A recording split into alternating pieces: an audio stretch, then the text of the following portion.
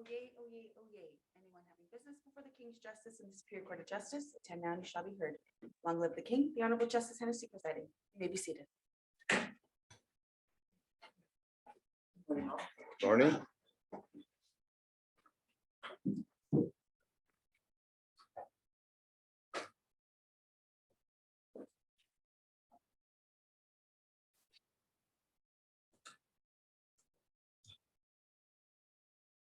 Good morning, Dr. Von Gernot.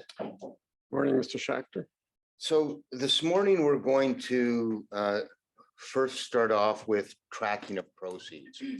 And I recall that in your direct testimony, you said that the first time there was a detailed tracking of proceeds was in the period 1877 to 1879. Is that right?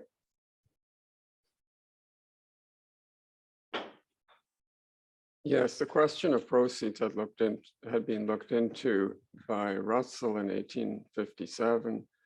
And it was intimated that this had also occurred when Sprague intimated it in 1873. But the first fine-grained analysis that we have in the record was accomplished during the period from about 1877 to 1879 and culminated in the statement given by Johnson in April of 1879. And it took Johnson 2 years to do that. That's my understanding, yes. Okay. And at page 440 of your report, I'm just going to read it, page 440. You, in the middle of the page, you say, from the moment the two treaties were signed, they were regarded as distinct for payment purposes.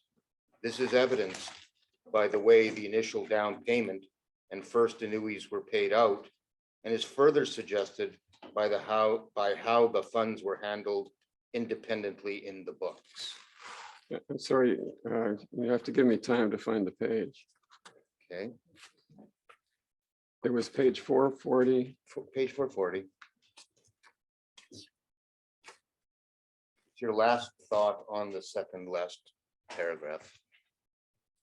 I'll read it to you again. From the moment the two treaties were signed, they were regarded as distinct for payment purposes.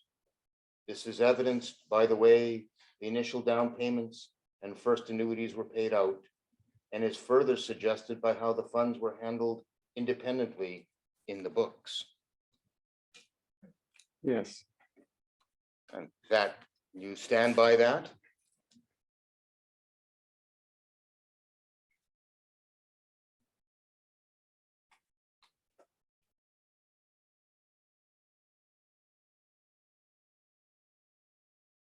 Yes.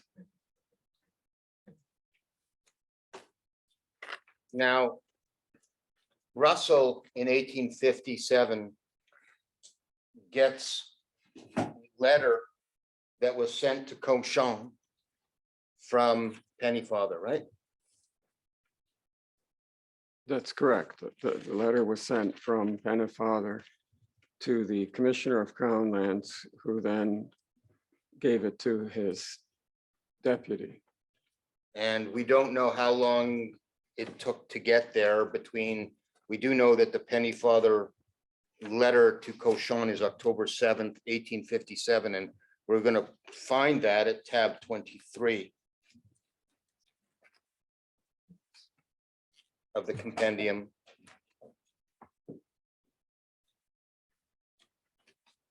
Page 127 of the compendium. Tab 23.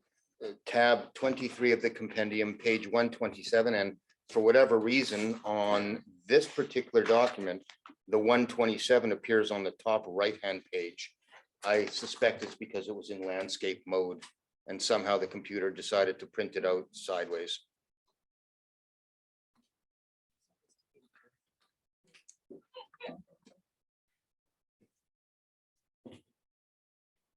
You recognize this letter, don't you?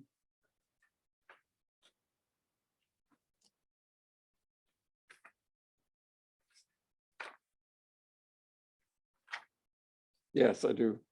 Right?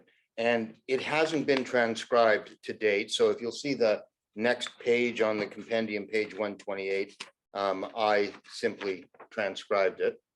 And there's only a couple words we want to focus in on, but I want to first make the point and ask you, whatever Russell ended up doing, he ended up doing it in a few business hours, maybe? Is that fair? We don't know how much time he had between October 7th and his response of October 9th.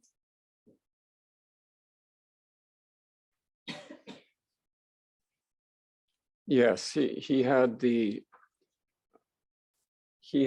records. I mean, he had just finished helping Cochon with the annual report, which contained figures that he needed, and he was also in the office where all these records were. So he didn't have to do any legwork. He just had to get up from his chair and go to the papers. Right, so, but we don't know whether he got the request on the 7th, the 8th, or the 9th. Fair enough. He did it pretty quickly. He was able to come to a conclusion in 2 days about the subject matter, right? He's not equivocal about it. He says, nope, not time for an increase. Took him at most 2 days to come to that conclusion. And as you say, he had Cochon's data.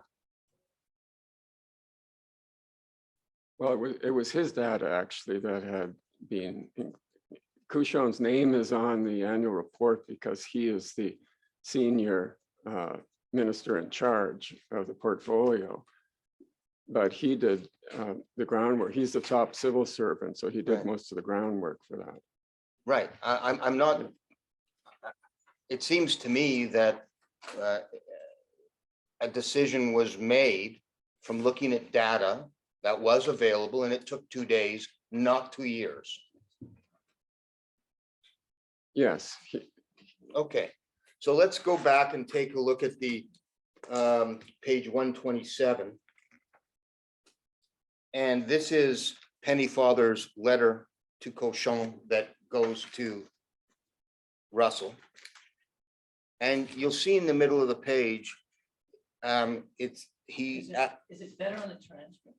it's better, but I just want to try and make emphasis of the line. I just want to point out the line. Because we're gonna, in the transcript, you'll see the line, but Pennyfather says should be increased to blank each individual. Right? See that? yes. And I'm not sure, I don't think that it's a blank as in he was trying to fill in a number there, because if he was going to fill in a number, it would say, I would think, increased to, let's suppose it was $10. Increased to $10, there'd be the words to, T-O, each individual, right? So grammatically, I'm suggesting that that's just he's changing thoughts, right? Increased to, and then he has a line or a strike through, or I don't know what you call it, but it's not a placeholder as I read this. What's your view of that? Well, since we don't have the original, we don't know whether this was an ambiguity that then had to be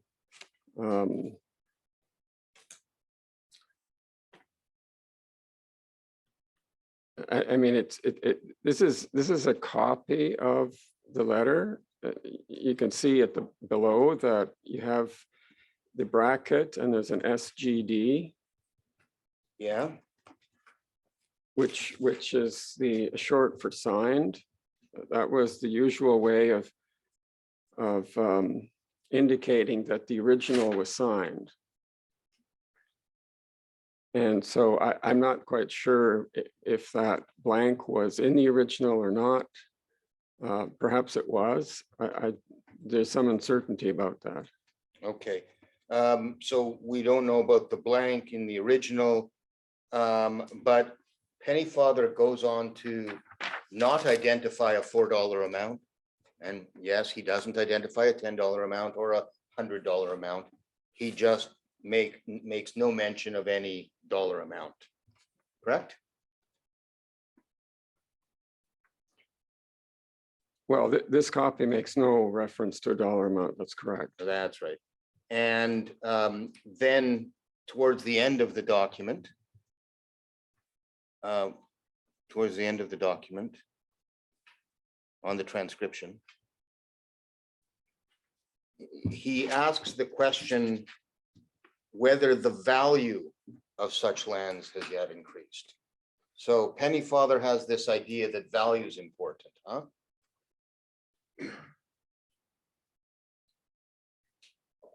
Yes. Then if you go over to tab 24, we see the excerpts from Cochon's 1856 report, which is exhibit 1-2507 in phase 3. And you recognize this from amongst your documents. Yes. And at compendium page 131, and it's a little bit obscured by the text, but you can see it. I see You it. got it? Yes. Yes. There's a section there on the Huron and Superior Territory. You see it? Yes, I dealt with this in my just demand report Right. at page And 136 of that report. and at page 133 of the compendium, you, as part of that section about Superior and Huron, we have in the middle of the page, Mr. Cochon saying the following or writing the following: I cannot here refrain from expressing my regret that the improvident extent to which reserves of land have been made for the use of the Indians, together with their position on the coast of the best parts of this territory, is likely to interfere with its development. From their being generally at the mouths of rivers, although the land in rear is much better, there is reason to apprehend that they will obstruct the settlement of the country, as it will be difficult to induce settlers to penetrate the lands behind them. Again, this is just another example of people in 1856, 1857, looking upon the Indians as, and this is my phraseology, as a nuisance and as an impediment to development of the land. Yes, I think that's fair to say.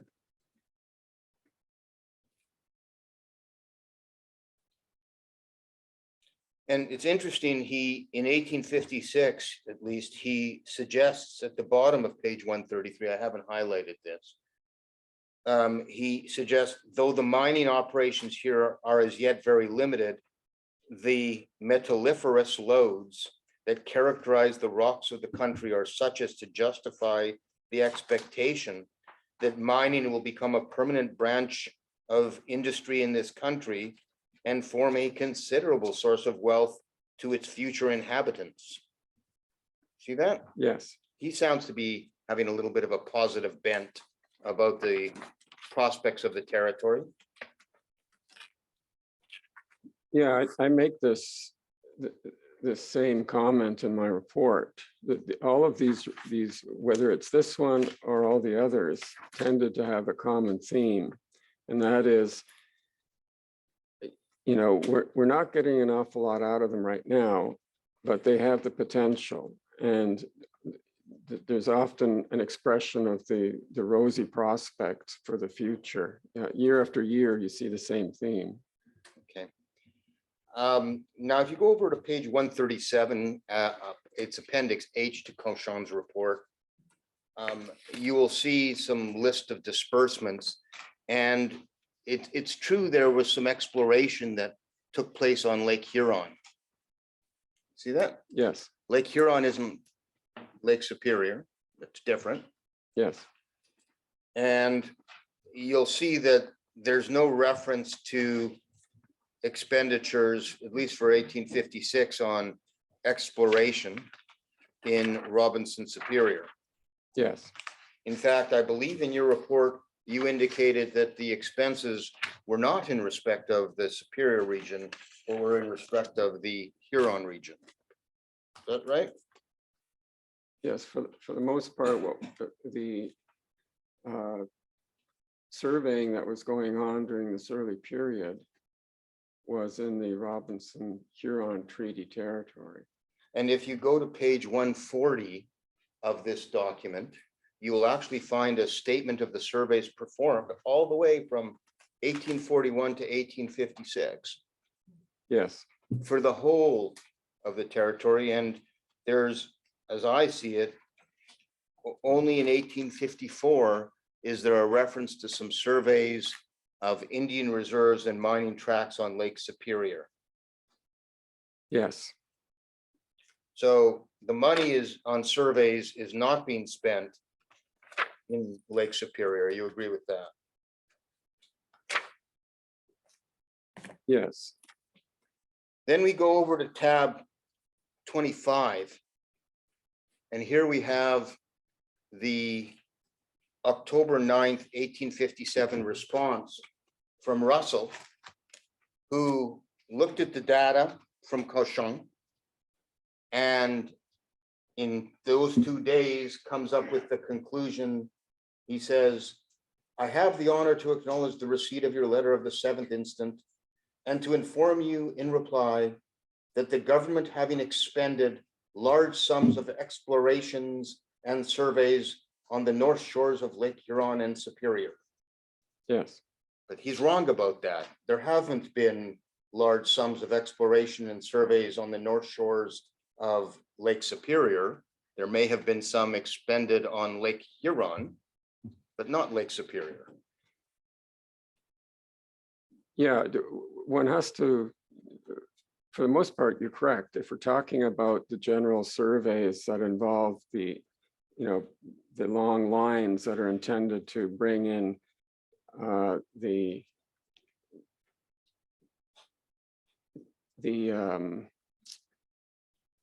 transit points for the townships and lots of land and that sort of thing. There hasn't been much of that at all, except in the vicinity of Sault Ste. Marie. However, I think what he's also including here were the expenses of surveying all of the mining locations, which happened both before and after treaty. We just looked at them from 1841 to Yes. 1856, and there's not much there for Lake Superior. No, because they are actually reflected they remember under the mining regulations, a down payment for the mining companies lots, which were these 5 by 2 miles of land. That initial down payment was supposed to cover the surveying as well, and that happened. And that's not Right. included here. And Right, but it washes. I mean, if the money's come in to pay for the surveying, about pound 150. Cochon even talks about it, that the mining tracts got 150 pounds each to cover the surveys, right? that's right. Right, so that washes. Well, it doesn't wash in the sense that if Russell is including that cost and subtracting it from what was ultimately available, it's not really a new expense. It's an old surveying expense that has to be deducted from the initial. I mean, the income from that 150-pound license fee was only 7,500 at the time of treaty. And it was only 11,000 or so at the time by the early 1850s. So that sum, if that is to be included as proceeds from the lands, needs to be deducted because it was originally intended to also serve to cover the expense of the mining locations. So, I mean, in trying to understand, I mean, I puzzled over this for a very long time because this also comes out later on in 1879 in Johnson's numbers. It's not clear still in my mind today whether these officials understood that those original fees for the mining locations were to be considered an income or whether they were intended to defray the cost of the surveying, because they were basically both. Under the mining regulations, they were to serve both as the first down payment for the land and as the monies that were to defray the cost of the surveying. So are you this suggesting, so this becomes quite complex. are you suggesting, sir, that there's a possibility that the government gets to deduct it twice? Is that what you mean? No, but the way in which it's shown in on the books is, to me, becomes puzzling because we really don't know how much of those mining income monies actually went into the down payment. You remember Robinson had been told that, you know, there was available 7,500 from the proceeds. And those, of course, would have been proceeds that were intended to cover the cost of the surveys. And so we don't know whether, in fact, they were considered a cost or whether they were thrown in with the money that was given to Robinson at the time of treaty. And that's an issue that I've never been able to resolve. It's one that lacks clarity in the record.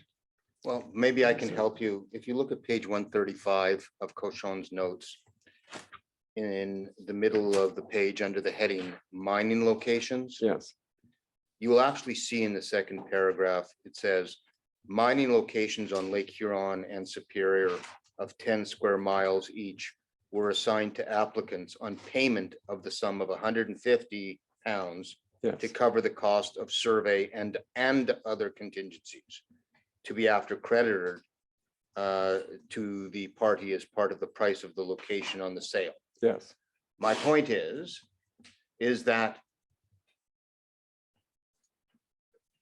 if I need to do a survey and it's going to cost me 150 pounds, and I get a third party to give me 150 pounds, and I go out and do the survey, I'm not out of pocket any money, am I? no, Okay, thank you. Now, at page 135, Cochon actually goes on to explain, in the next paragraph, as I have before stated, 68 tickets were issued under the regulations.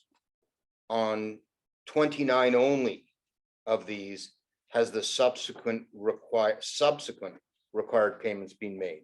So we can see that 68 times 150 is the amount of money that should have come in on mining location for surveys, right? yes, Okay. And we actually have a list of every single survey they recorded on the books, which I took you to already. at page 140 of the compendium. And a lot of expenses there, right? But only in 1854 do I see anything about in the Robinson Superior Treaty Territory. And you're suggesting that, well, that didn't include in the pound 150, right? Yeah, I don't know how that was. In my report, I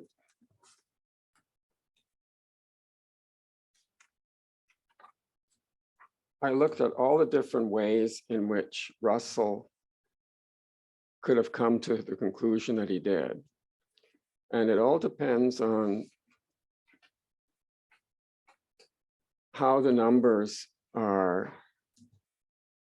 crunched and what assumptions you have when you decide on whether there is an actual net proceed or not. All right. Perhaps we can just go see what information Russell had. And you very helpfully, I thought you did a fair job of kind of analyzing or providing details at page 361 of your report, which you'll find at tab 26. And let's work with the premise that Russell wanted to give the Anishinaabe the benefit of the doubt. I know you like to use that expression in your direct evidence. I'm sorry, which page of my report? Well, you can go to tab 26 of the compendium. It's up on the computer screen.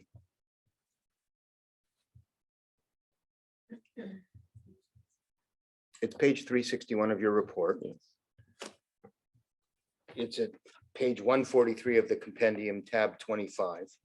I've just reproduced it. Yes. And you'll see for the RST territory, these figures come from Cochon's data, is that right? Yes. All right, so Russell has the data showing that for the RST territory by 1857. No, I'm sorry, these do not come from Cochon's data. These come from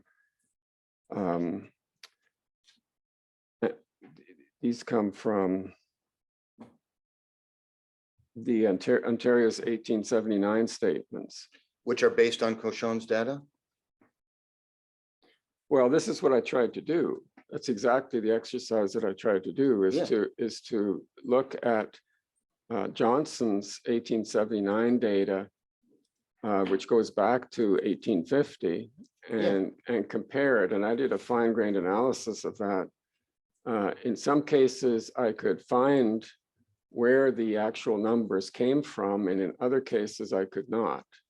So I'm not objecting to what you've done. I think you've done a pretty good attempt at trying to do the best you can. And what you've reconstructed is that Russell had a positive over $50,000 for the RST territory. Yes.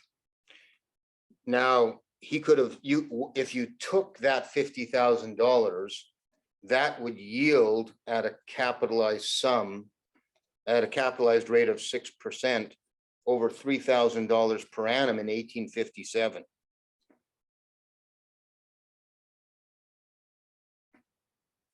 And maybe I can put it this way. If Russell had given the Anishinaabe the benefit of the doubt, if anyone had given them the benefit of the doubt, no matter what anyone believed about whether there was a cap or not,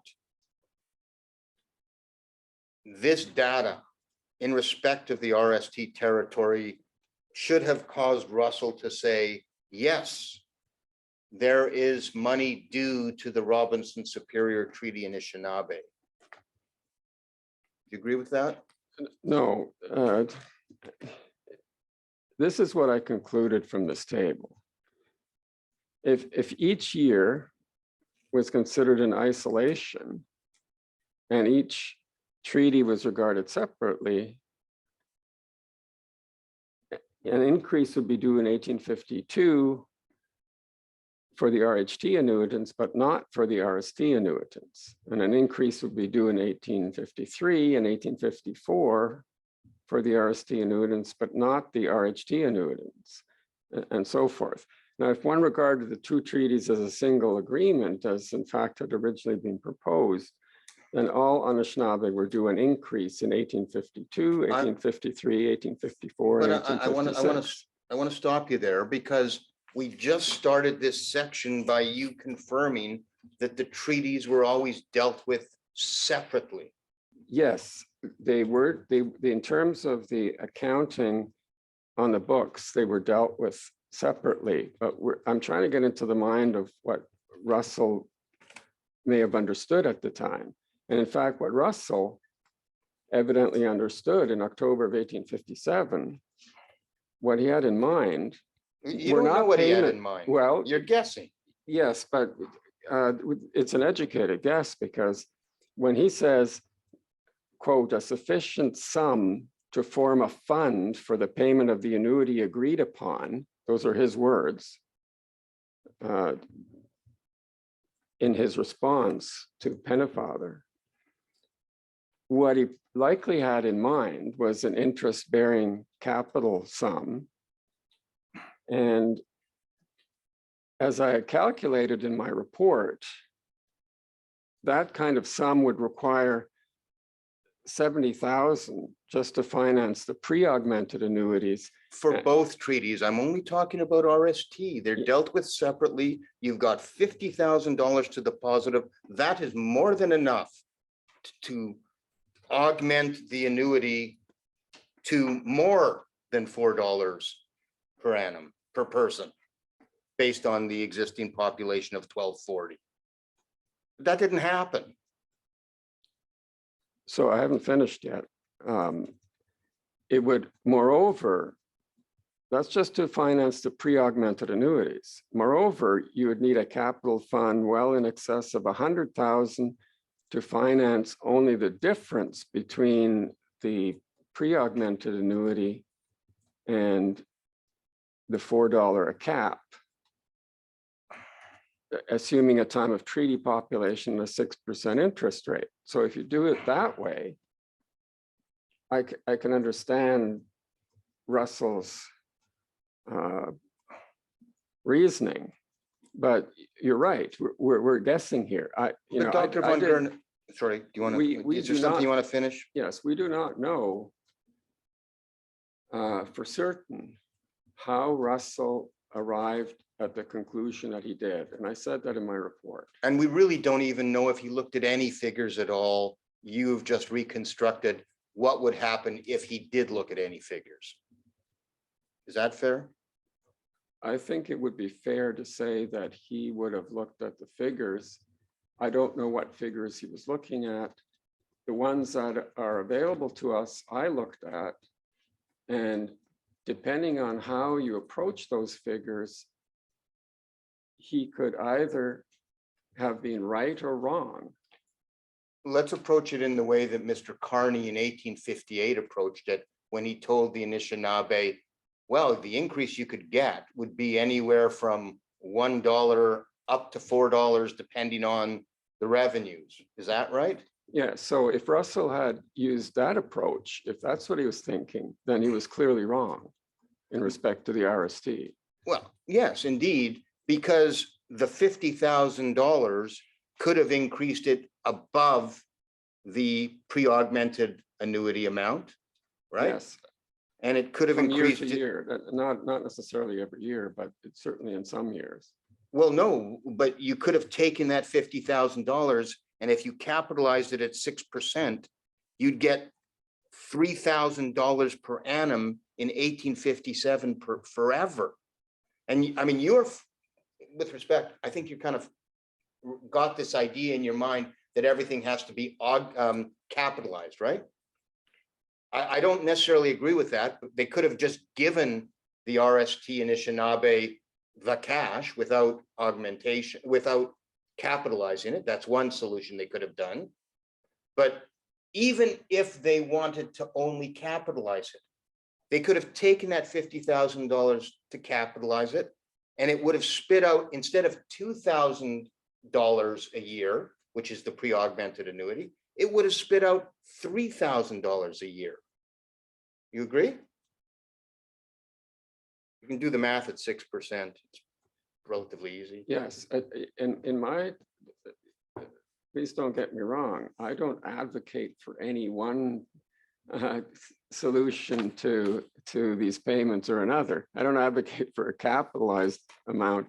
What I'm trying to suggest in my report, and which a theme that pervades it, is that there were numerous different options that are available to these Crown actors. And we don't always know which one they favored when they came up with their conclusions.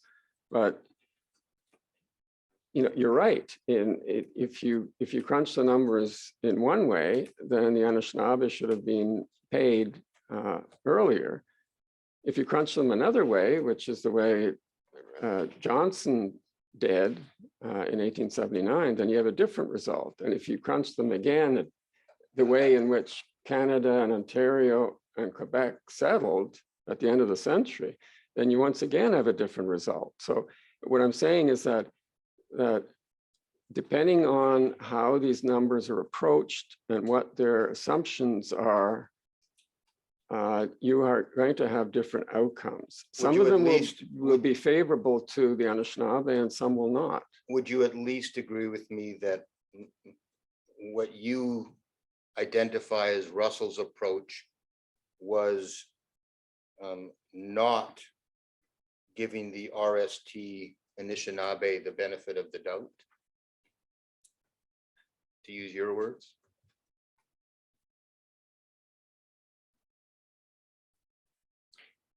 Well, I don't know if Russell had doubt. That's the problem here. I don't know if he had doubt. Maybe he was absolutely certain about the way in which these numbers should be approached. Would you agree with me that Mr. Russell did not interpret the data before him in the manner most favorable to the Robinson Superior Treaty Anishinaabe? Can we get that admission?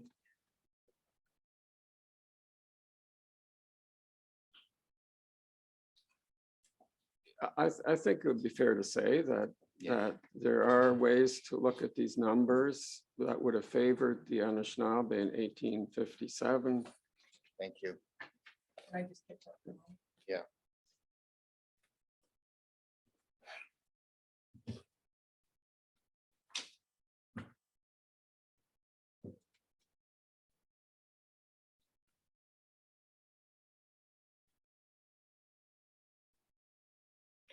We're now going to leave 1857 and we're going to go to a different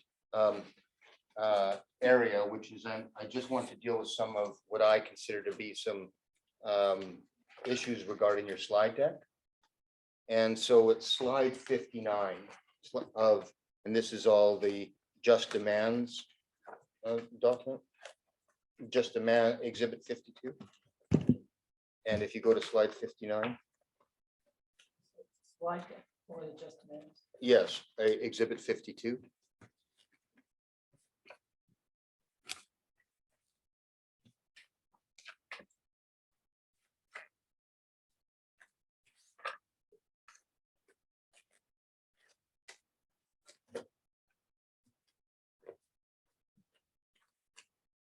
And in slide 59, at slide 59, you refer to jurisdictional complications, and you're talking about Confederation of 1867. Yeah, the complications arising from that event. Right. And just to be clear, in your search of the record and of the events leading up to Confederation, you never found any record of any consideration given to the RST or RHT beneficiaries prior to the BNA Act of 1867 being enacted, did you?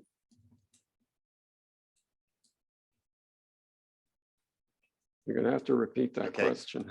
Sure. I apologize for being a little bit complicated about it. let's try and do it directly.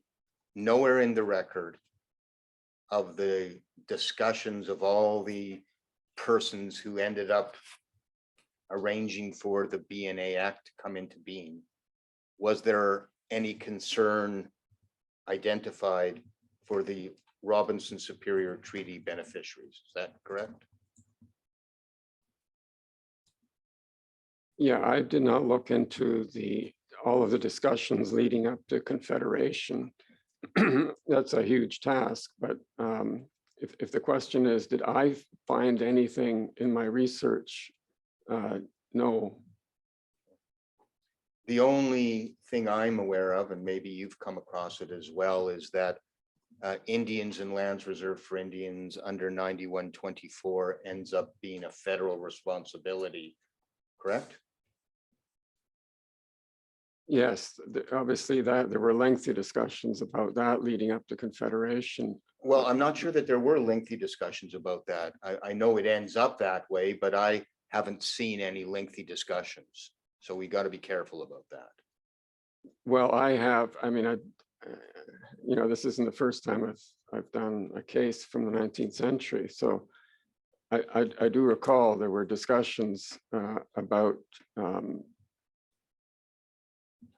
Indians and lands reserved for Indians and how that would end up in one jurisdiction or another. But you're right, for present purposes, I simply stated that that was the result. Section 9124 was the result. Would you agree with me, sir, that there's no record of anyone turning when I say anyone, I mean any Crown actor, turning their mind to the issue of how splitting the Crown into two departments, provincial and federal, would affect the ability of the Crown to honor the Robinson Superior Treaty? Do you agree with that? Yeah, if there was any such discussion, I think it would have entered the record that I perused. Can you go to slide deck 24, please?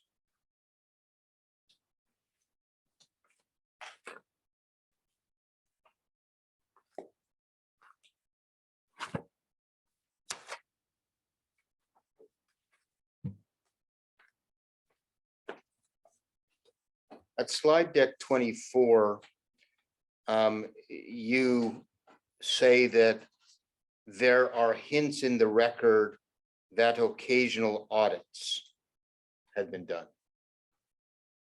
Now, an audit is a detailed examination of records, as that's the way I understand audit, but perhaps you mean by audit, you mean there's hints in the record that someone occasionally looked into it as opposed to an audit. Yes, that may have been an inartful phrase on my part, since it may also have a deeper meaning to lawyers and others. Right. We don't want to leave the impression that there was a detailed audit like accountants do audits. No, I didn't want to leave that impression. That's not my evidence. All right. Thank you, sir. At slide 25, the last bullet point says that given that the region did not attract many settlers, it had originally been contemplated that mining would be the sole, if not primary, source of revenues. But that's not what your report says. Your report says something a little bit different. To the extent that it matters, your report, it adds on the following words: that that situation is at least in the short term, right? So if someone, when you talk about what was originally contemplated, Yes. what was originally contemplated, and if you look at your report, page 128, you'll find the actual words you used in your report.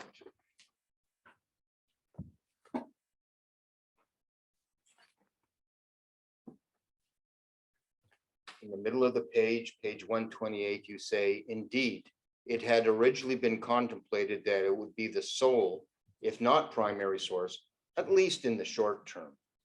Yes, and, So we should put those words into slide 25. I think as an overall approach to my evidence, I would prefer that the words as I use them in writing my report would be preferred over the quick demonstrative summaries that I provide simply to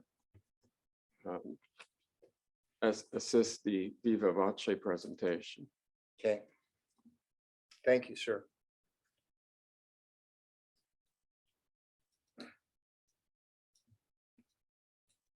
At slide 54.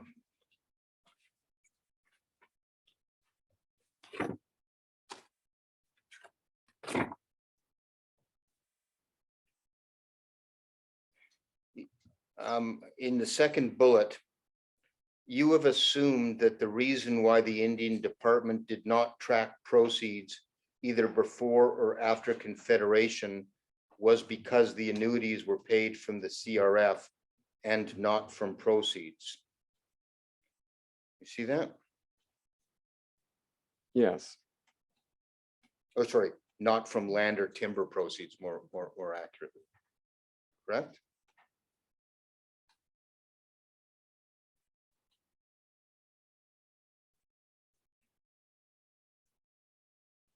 And yes, the Crown Lands, I mean, the Indian Department, which at that time happened to be a branch of the Crown Lands Department, they were mandated to ensure that treaty annuities are being paid. And as such, they did track proceeds from land and timber, but only those respecting reserves, because those were actually proceeds that were held in trust and had to be administered for the individual bands. They did not have anything to do with keeping track of land and timber proceeds, which were not being they weren't coming into the books. So the Indian Department never saw them until there was a line in the Receiver General's books for a First Nation that had provided the annual grant, right? Because at this point, they're not capitalized yet. sorry, perhaps we're talking at cross purposes. I'm going to suggest to you, Dr. Von Gernert, that your proposition that the reason why proceeds were not tracked was because annuities were paid from the CRF and not from land or timber proceeds is not correct, and that you know that to be not correct, and that your report doesn't say that, doesn't come to that conclusion at page 170. Would you agree with that? Well, let's look at 170 then. Let's start then with the first part of my proposition. Whether the money came from the CRF or from proceeds, there was a need to track the proceeds in order to determine if there could be an increase between $1 and whatever other amount there might be, the Anishinaabe might be entitled to. Someone needed to track it.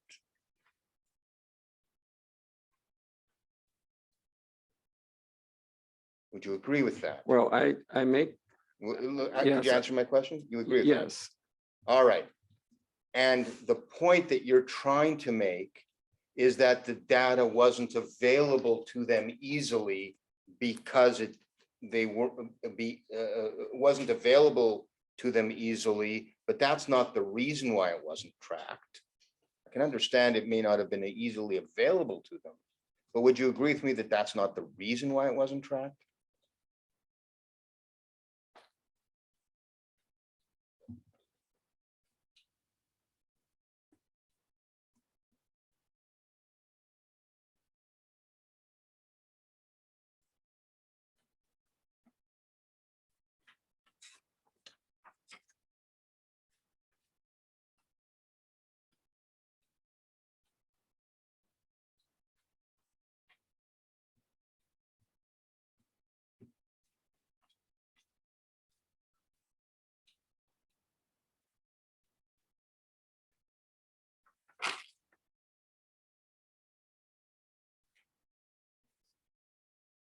So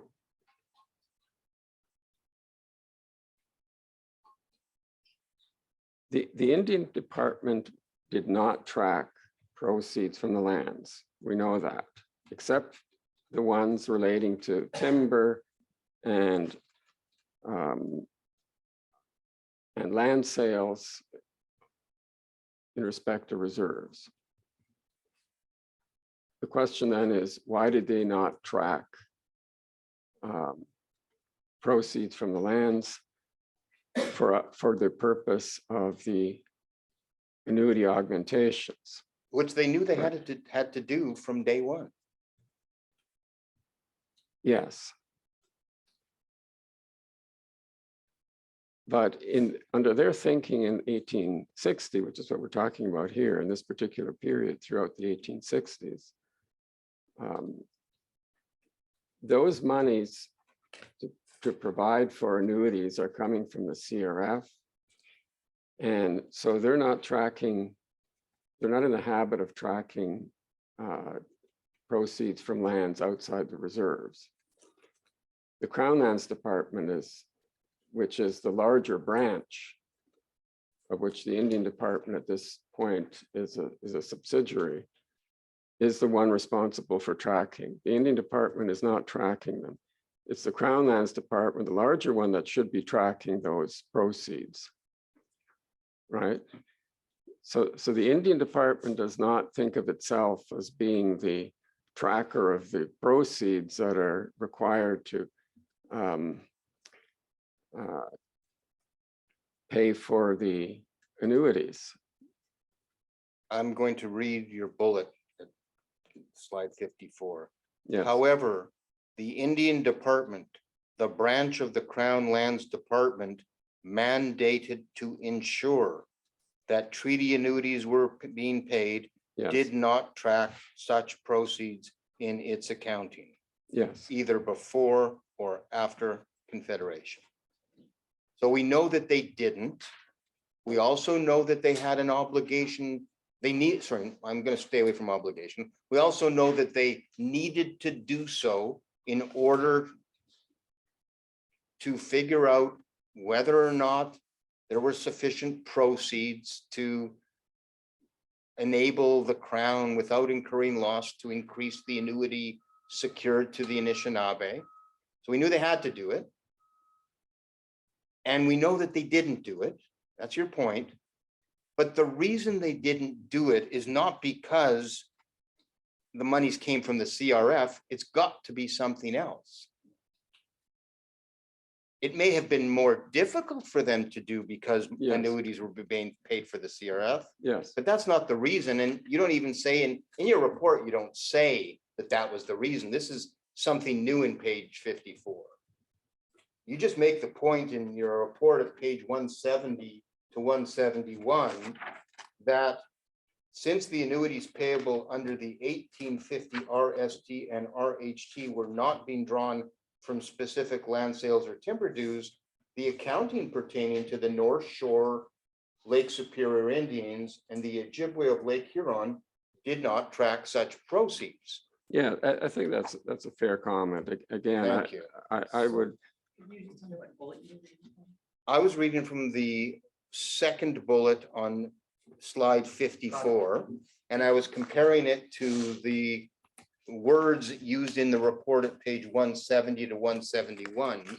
And the major difference is that in the slide deck, an explanation is given for why the Crown didn't do something, which explanation is not offered in the main report.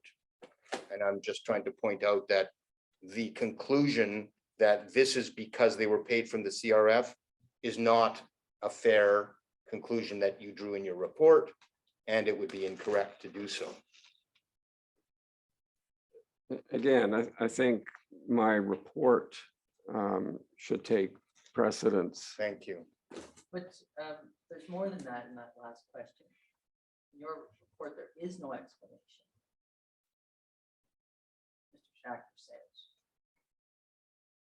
You say your report should take precedence. But there is no explanation, as I understand it. Mr. Schachter puts to you is that, A, it's not a conclusion you have come to.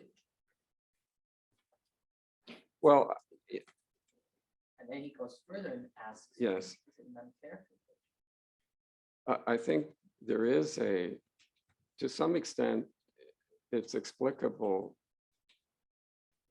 through the jurisdiction, because the I Indian, don't think that's the question. I'm not, neither that question, Mr. Schachter, nor ask, nor mine, is Yes. can you explain it now?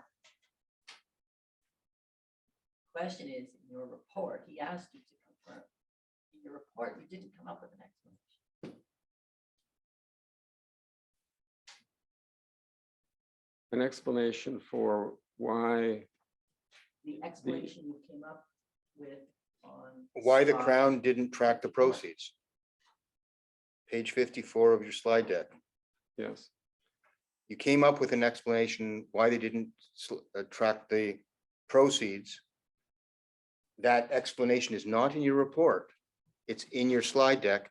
And I'm suggesting to you that the conclusion that it's because the annuities were paid from the CRF is not supported by any evidence.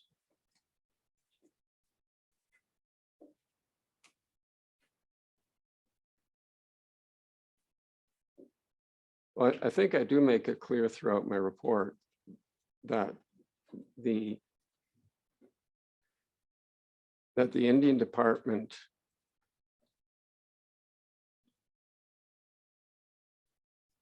did track proceeds, but not those pertaining to the lands outside of reserves, both before and after Confederation. And I explained in my report that the reason they were tracking proceeds for lands on reserves is because, especially after Confederation, that was definitely part of the jurisdiction of the Indian Department. What was also under the jurisdiction of the Indian Department was the payment of annuities. The source of those annuities throughout this period were the CRF funds. And it's a fair question that despite the source of those funds, we need to explain why they were not tracking proceeds for the purpose of ascertaining whether the condition of the augmentation clause had been met. It's not just it's an important question, not just a fair question. But let's get back. Do you agree that your conclusion that this is because annuities were paid from the CRF and not from land or timber proceeds is not a valid explanation for why the Crown Lands Department did not track the proceeds?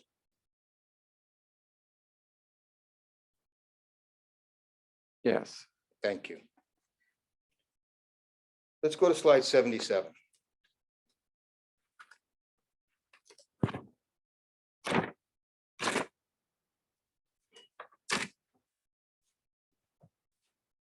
At slide 77 in bullet number 1, you wrote that the reason why Sprague's memo was ignored in 1874 was because of a lapse in institutional memory exacerbated by a change in government. See that? Yes, In your report, however, at page 234, you say,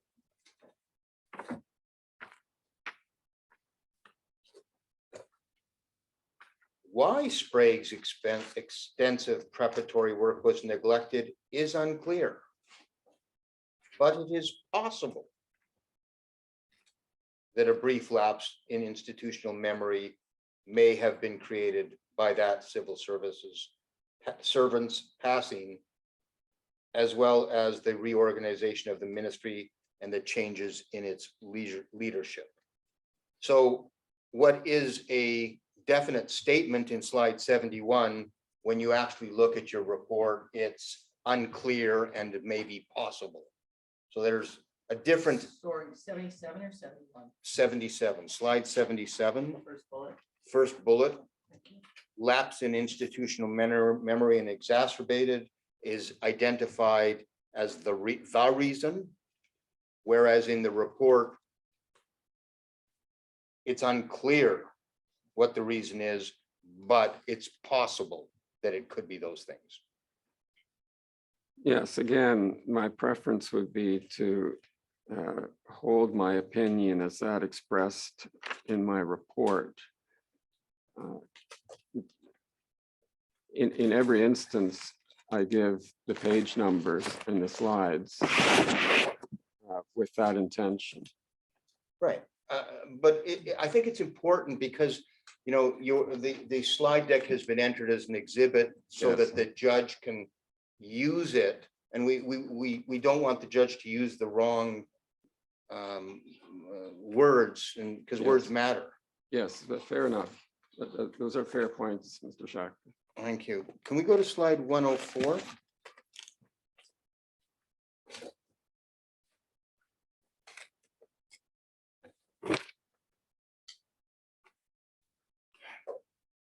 In slide 04, you talk about the petition of 1877.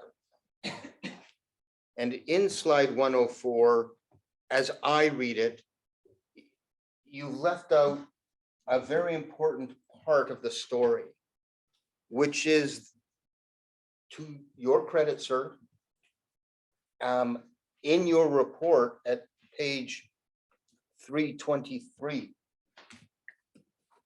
you give a more fulsome and fair picture of what happened. And again, this is one where I suppose you're going to tell me we should really pay attention to your report and not the slide deck. Because what you say at 323 is a little bit different in tone, I would suggest, than page 104 of your slide deck. Because here's the difference. At page 104 of the slide deck, the impression I got when I read it was that Boron was doing what the Anishinaabe wanted, and Boron tracked their request in a petition. And it sounds like it's the Anishinaabe doing the speaking, but you get a much clearer picture of really what happened at that meeting from page 323 of your report, where you write, during the council meeting attended by Boron, some of the chiefs talked about sending a deputation to Ottawa to represent their grievances in person. Knowing the expense this would incur, the government in the end often footing the bill, Boron advised against that course of action, recommending a petition instead. Now, my first question about that is, why would Boron care if the government had to foot the bill?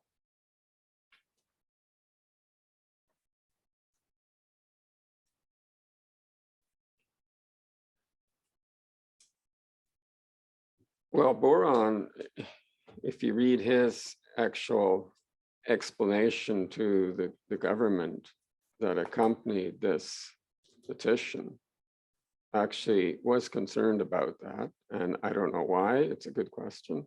He's concerned about government expense, and we'll see that later in 1895, right? We'll get to that. So even though he's helping the Anishinaabe, he's really worried about government expenses.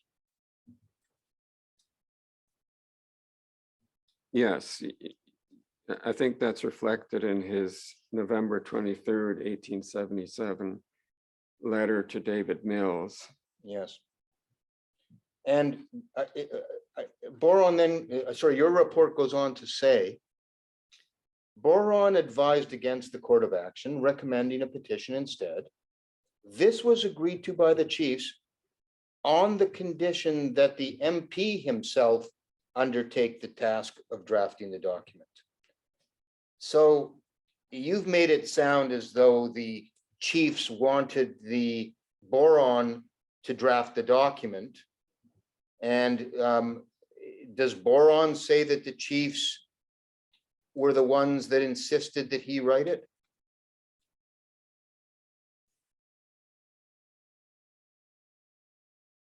Well, we'd have to read the letter to David Mills. Can we, how about if we did this? Can we at least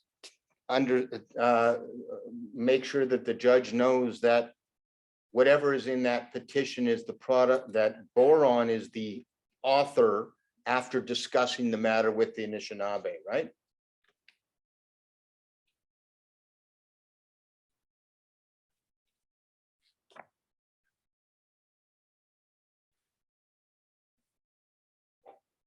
Boron, as I understand it, sat down with the Anishinaabe. They expressed to him, Something, we don't know what they said. we don't know precisely what they said, but Boron suggested that instead of them heading to Ottawa to explain it in person, that they offer a petition.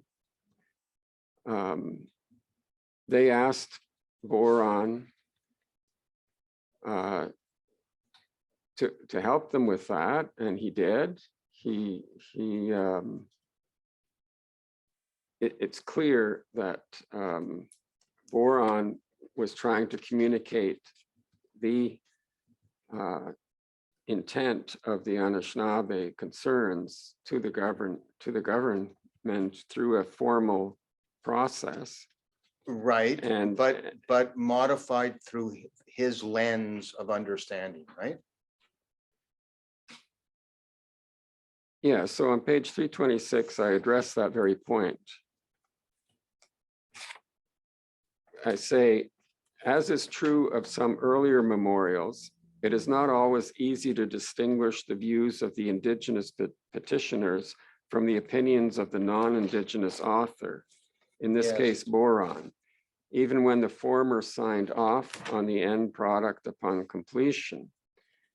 We can only assume that the Anishinaabe had become convinced, perhaps by the member of parliament who himself had already brought up the issue before the House in the spring, that the $4 per capita annuity they were paid as of 1875 should also have been paid in previous years.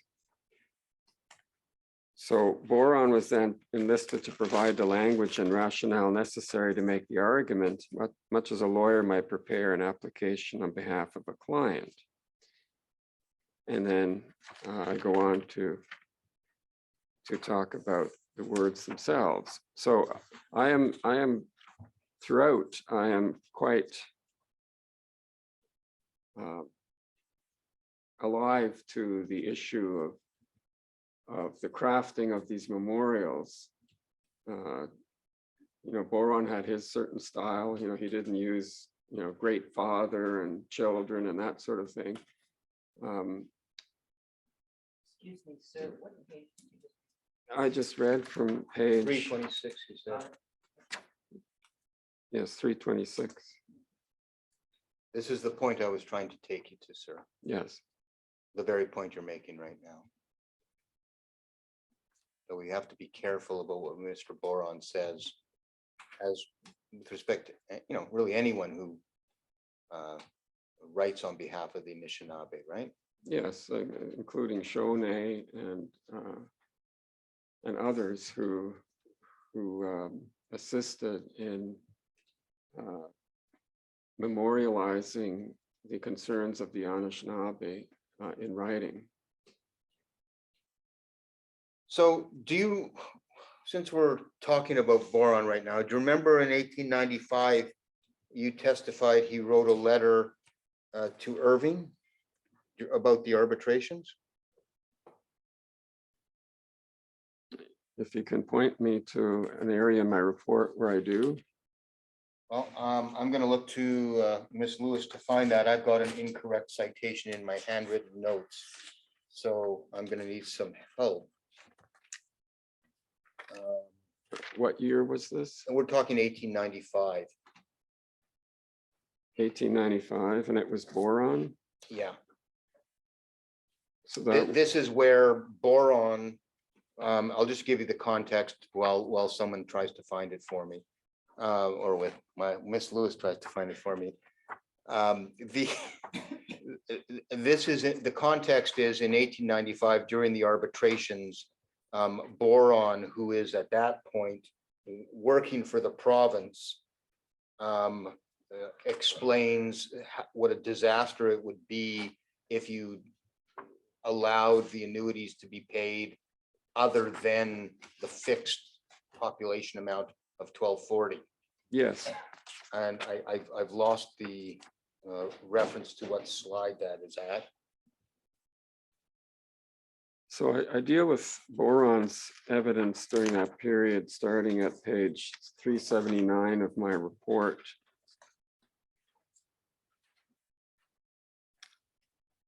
And the entitlement issue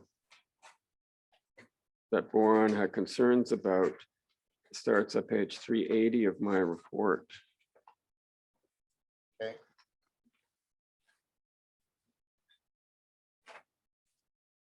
So boron at the time in 1895 is advocating that the number of individuals that should be paid should be capped at 1,240 people, right?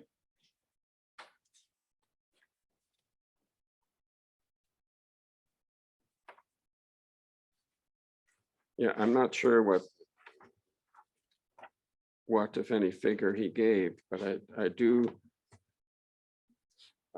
recall that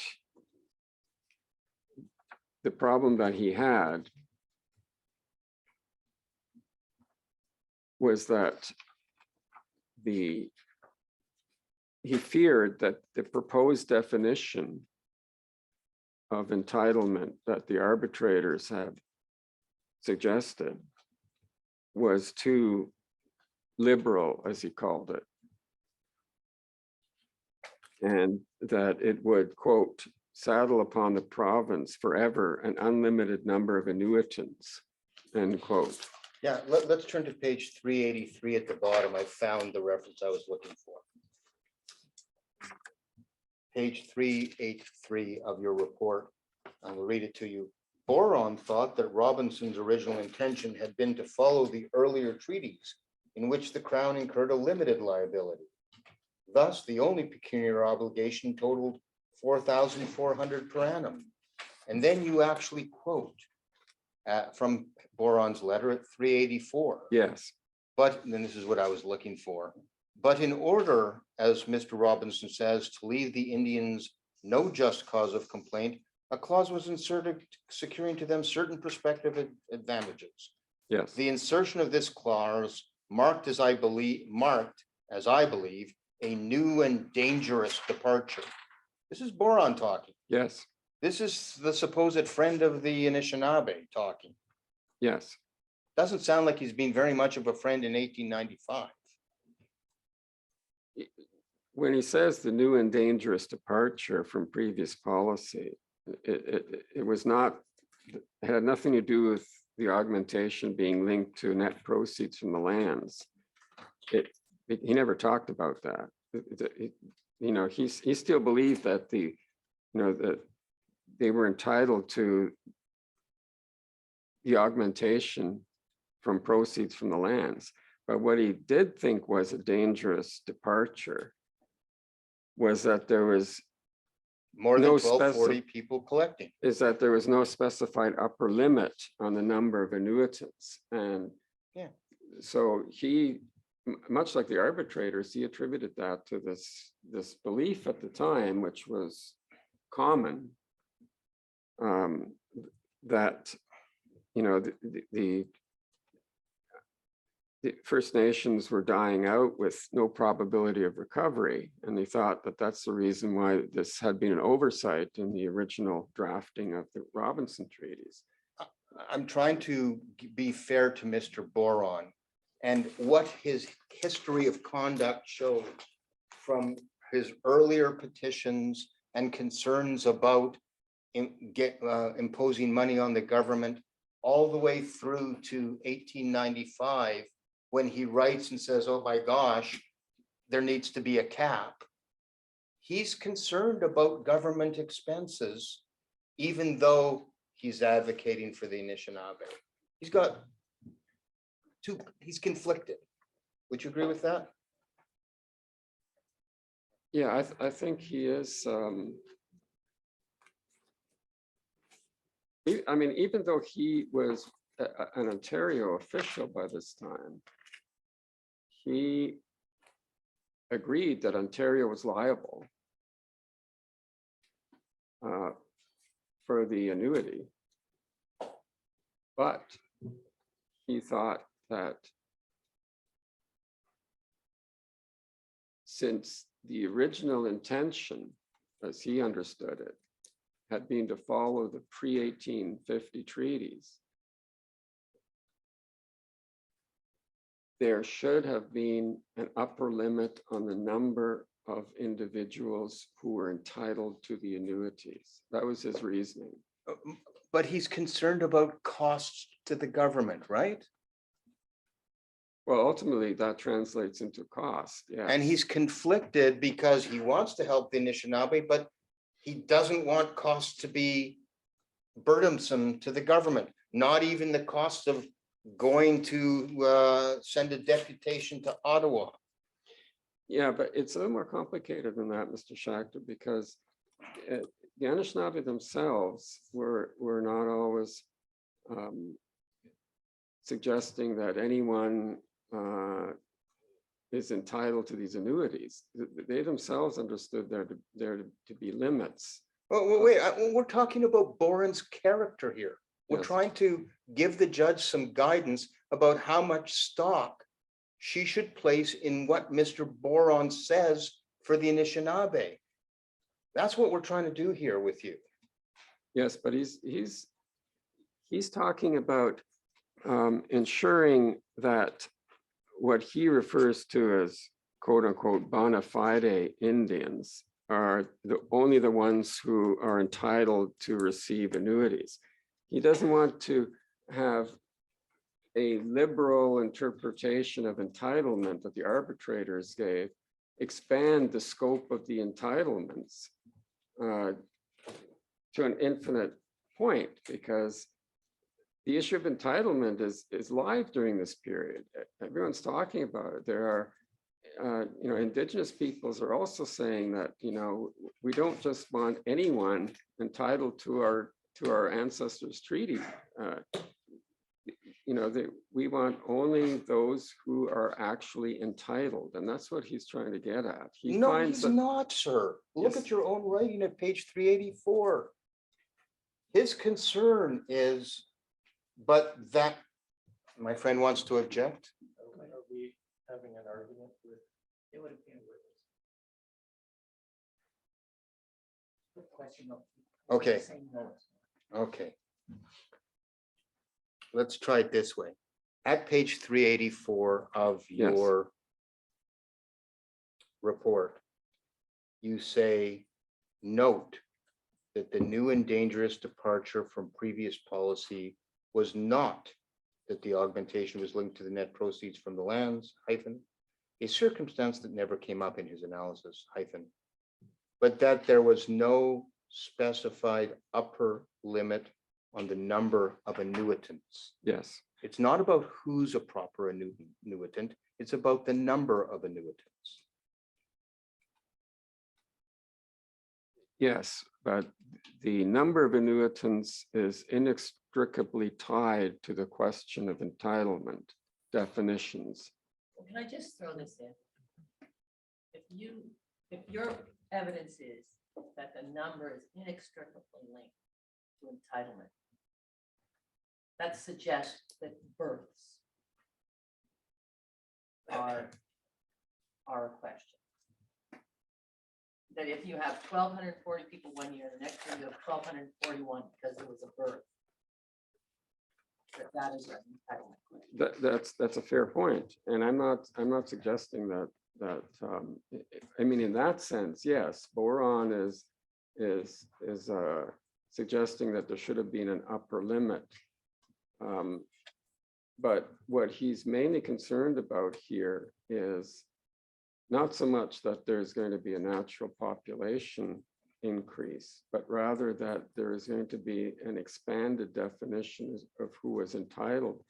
And that is going to result in an expansion of the number of annuitants exponentially. I'll just leave that with Mr. Schachter. Sir, yeah, He was sir, I'm worried going to about an read, expanded definition. sir, I'm going to read what you wrote at page 383 at the bottom. Boron thought that Robinson's original intention had been to follow the earlier treaties in which the Crown incurred a limited liability. Yes, Thus, the only pecuniary obligation totaled $4,400 per annum. That's an absolute cap based on 1,240 people. Is that right? yes, So boron is concerned about government costs, correct? well, I think, yes, and I mean, obviously, an expanded entitlement is going to be more costly. And so he does have concerns that it will cost more, but it's all, I'm asking myself, why is he even dealing with this issue? The reason he's dealing with this issue is because the arbitrators had come up with a definition of who was a bona fide Indian, to use Boron's phrase, which Boron thought was far too expansive. And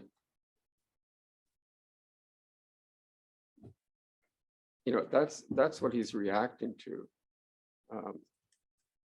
But yes, obviously, he's concerned about cost. Thank you.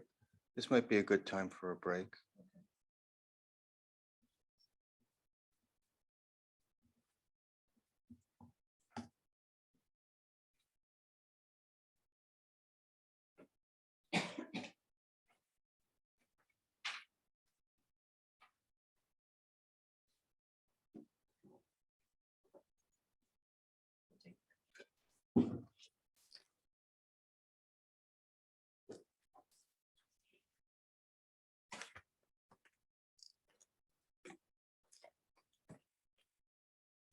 Now resume, you may be seated.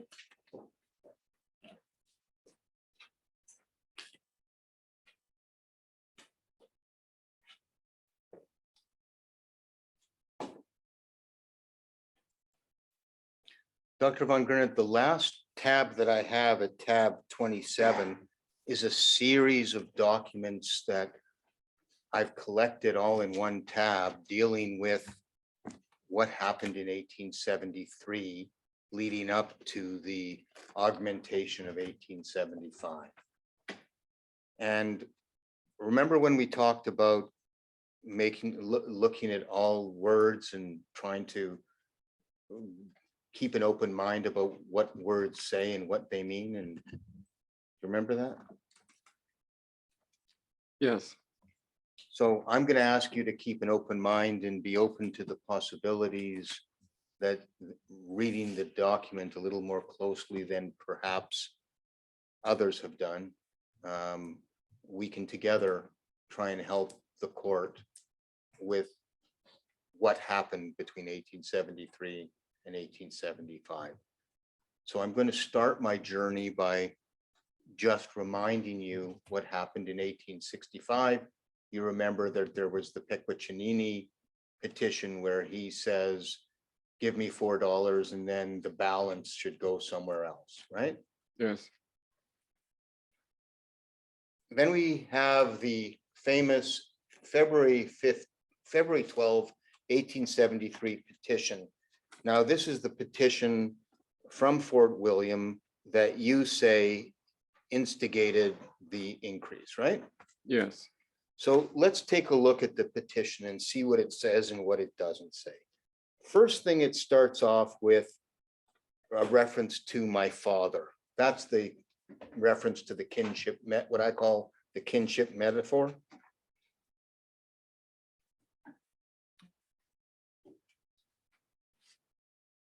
yes, it begins, "Oh, my father." And that's a reference to a kinship metaphor. Understanding the context of the document, would you agree?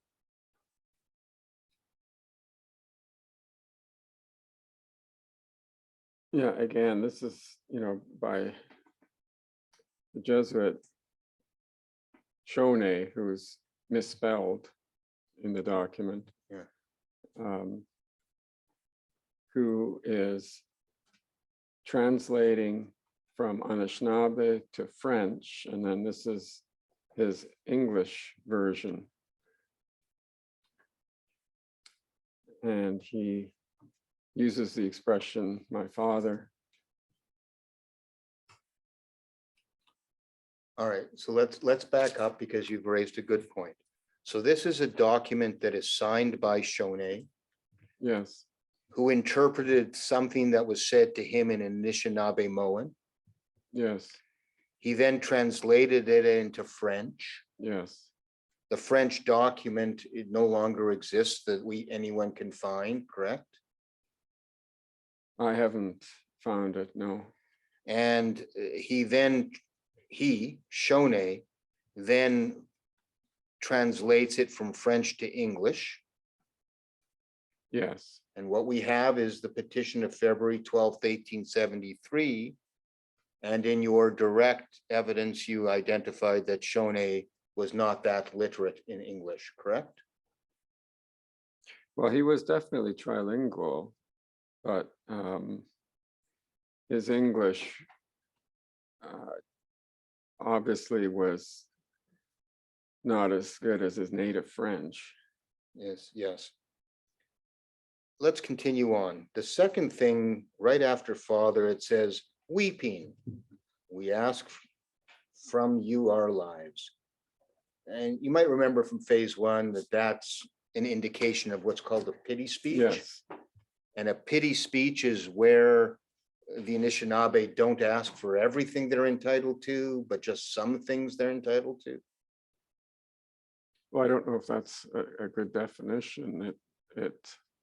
In my view, a pity speech, as I understand it, having seen so many of these over the course of decades, is that it was a rhetorical means to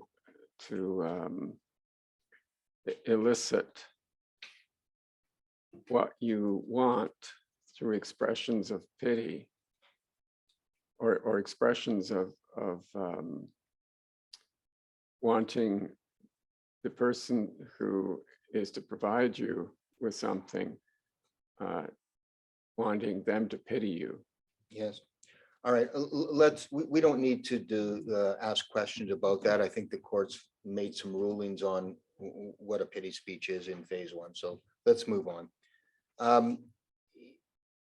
In the second line, it says, it is we, men living at the place of many currents, Fort William, who write, we, the chiefs of our tribe. Now, we don't know who these individuals are from this document, right? Yes, And indeed, the people who were writing were chiefs and headmen, right? Or you don't remember?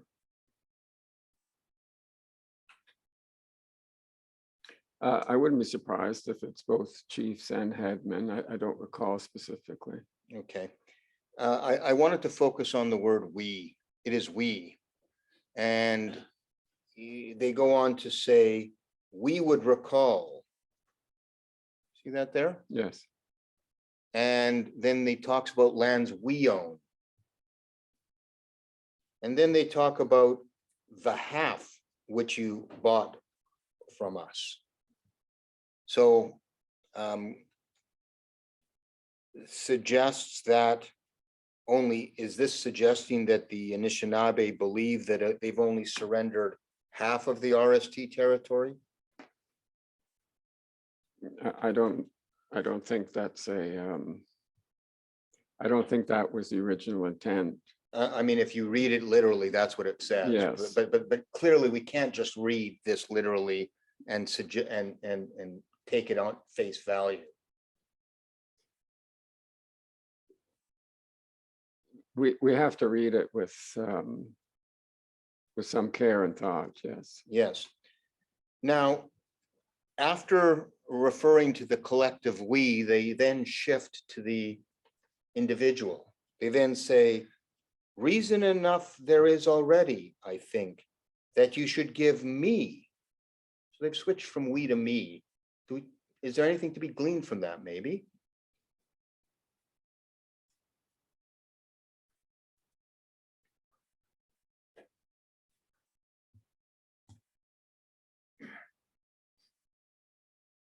Well, I think that while there may have been several chiefs and or headmen present, there was probably also a principal spokesperson. Hence, you have references to both we and I. I'm going to suggest that the change could be that they're now talking about individual payments to them. Whereas before they were talking about we collectively. But let's go on to read what they. Well, I haven't responded to that. Oh, okay. I don't think that can be read into it. All right. Reason enough there is already, I think, that you should give me what you promised, $4 condition of the treaty. Those $4 were to be first got to be paid to me. Now, I'm really interested about the phraseology first got. The word first wouldn't be needed if there wasn't a second. Wouldn't you agree?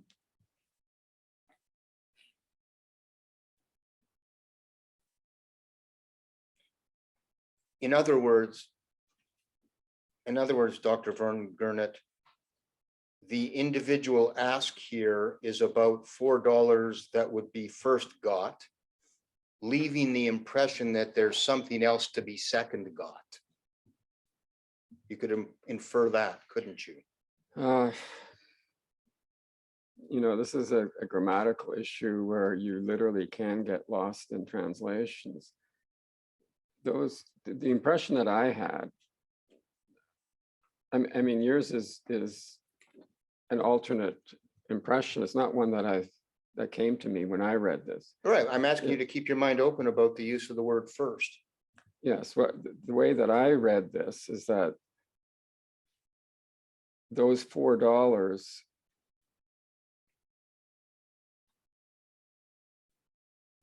were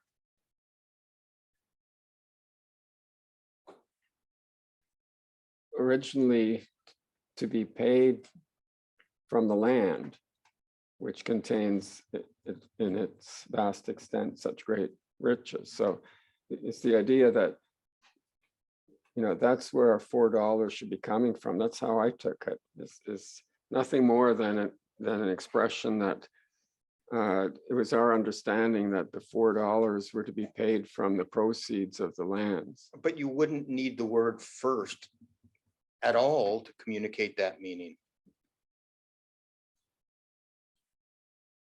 Right? Just take out the word first and the meaning that you've just identified is aptly communicated. I'm going to suggest to you that the word first must mean something other than that it just should come out of the land. But if you look at the second purportedly literal translation, because there is a second version of this. Yes, It says the condition for. okay, let's bring it up so that everyone can read it. If you want to refer to the one from March the 1st, Yeah. 1873, what are you reading from? I'm reading from my report on page 203.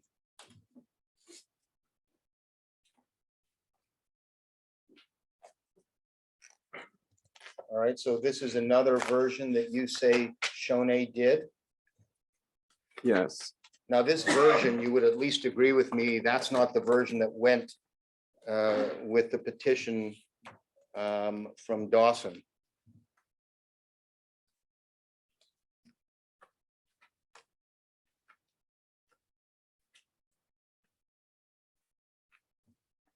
well, both of these versions ended up in the same file and were published together in the sessional papers. As you can see from my footnotes 408 and 409. I believe you, I'm pretty certain, and we'll get to it, that I believe that in your report, you indicate that what Dawson sent along was the February 12th petition. Well,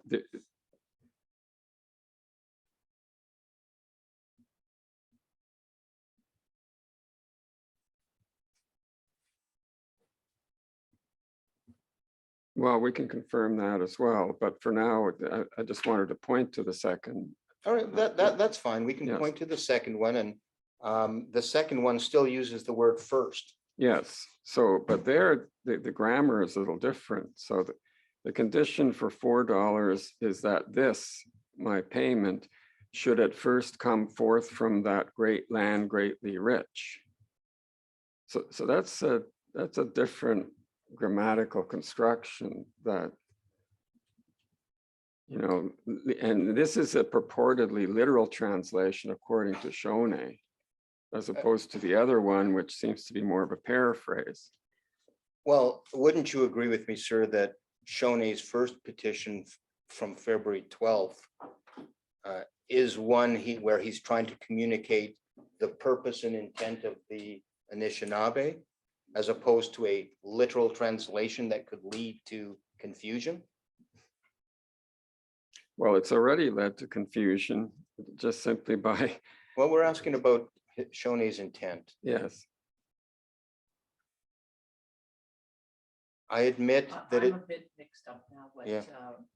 you're referring to, each of you in the last. so maybe I can, yeah, there was a February Can we 12th, name them? pardon? Can we name documents? if we're- Sure. There is can you bring up the February 12th and the March 1st petitions on the screen?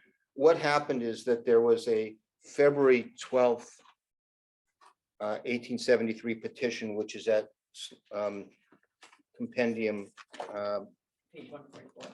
yeah, page 144.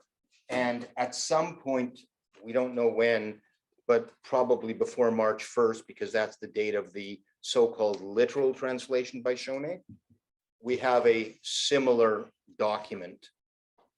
And so-called by whom, literal translation? Shoney himself in the document of March 1 says that it's literal. But And is that the one that The- is, no, that one is not in the, we should bring it up just are to there look at. excerpts from it on Yeah.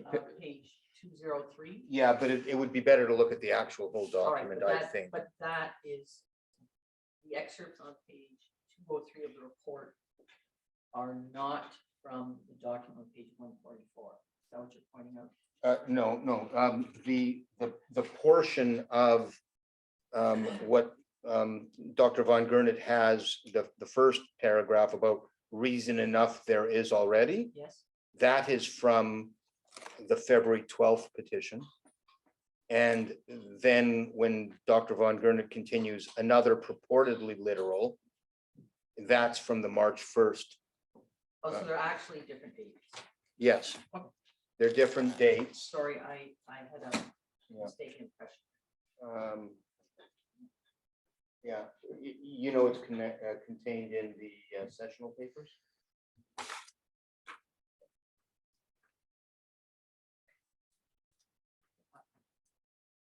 Yeah, we're just going to see if we can bring that up.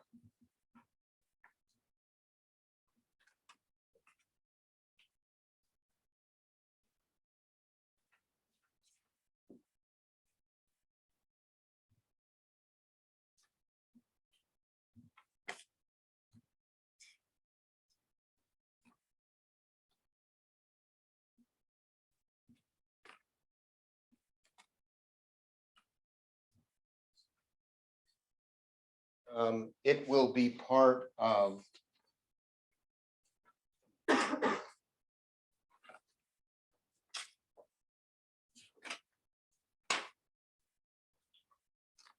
trial exhibit 1-2303.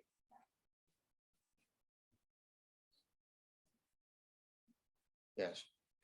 The reason why Miss Lewis is having a little difficulty is because trial exhibit 2303 is not in chronological order. And that's the way it was exhibited in the sessional papers. And so what I did was I cut and pasted all of the sessional papers in chronological order to make it easier to follow, but did not anticipate having to deal with the March 1st. But any confusion I had is now cleared up. Okay.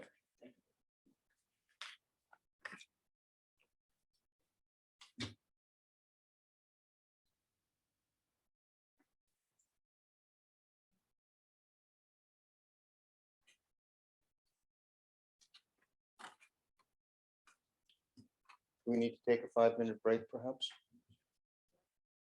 Can we take a 5-minute break and we'll locate it?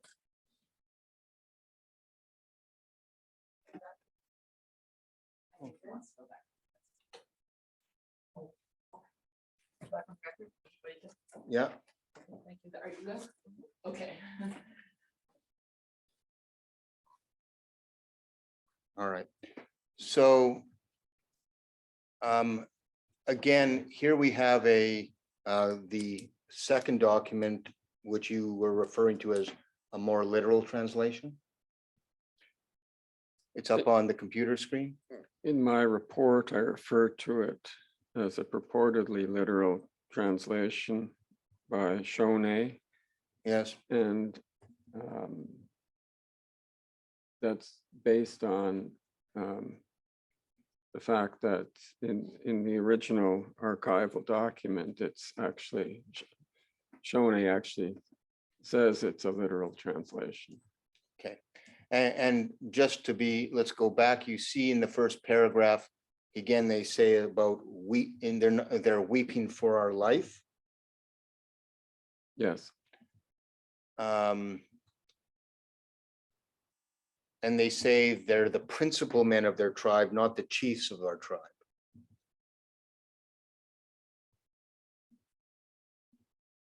yes, And then at the bottom, you actually have the names of the individuals. yes, You can confirm that none of those individuals were present in 1850, correct?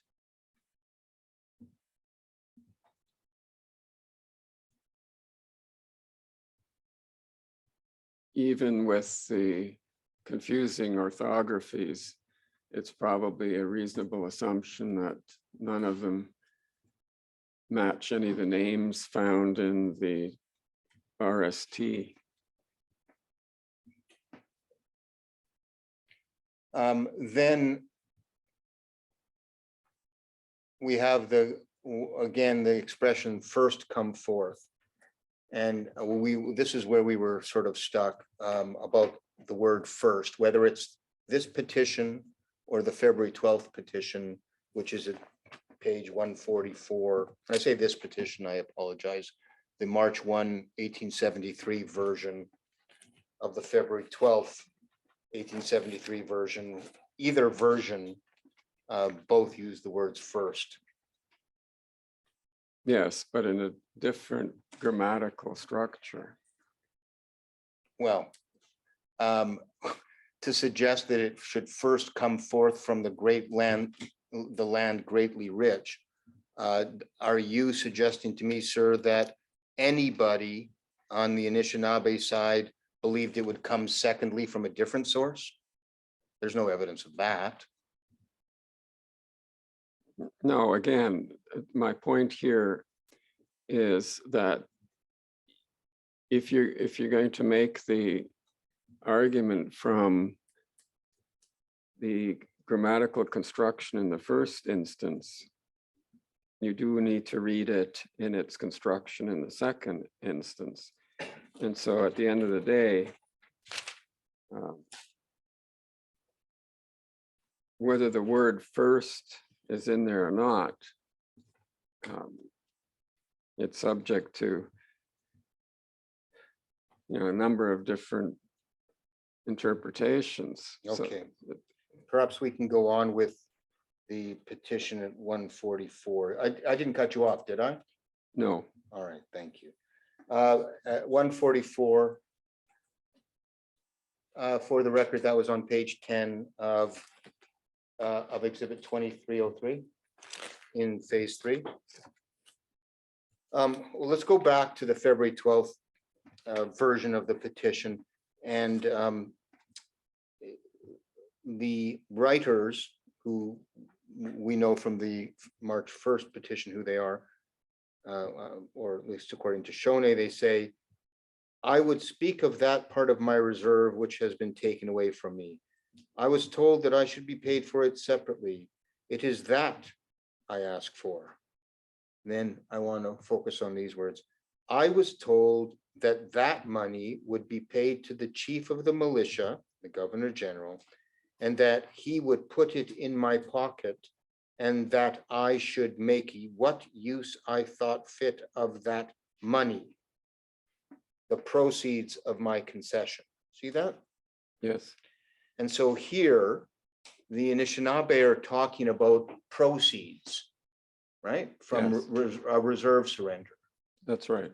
And what they want when they get a share of proceeds is to make use of it as they see fit. They want to control it, right? Yes, Now, this petition of February 12, 1873, if you go over to the next page, you'll see Dawson's letter of April 7th, 1873. And Dawson encloses a memorial which had been sent to him.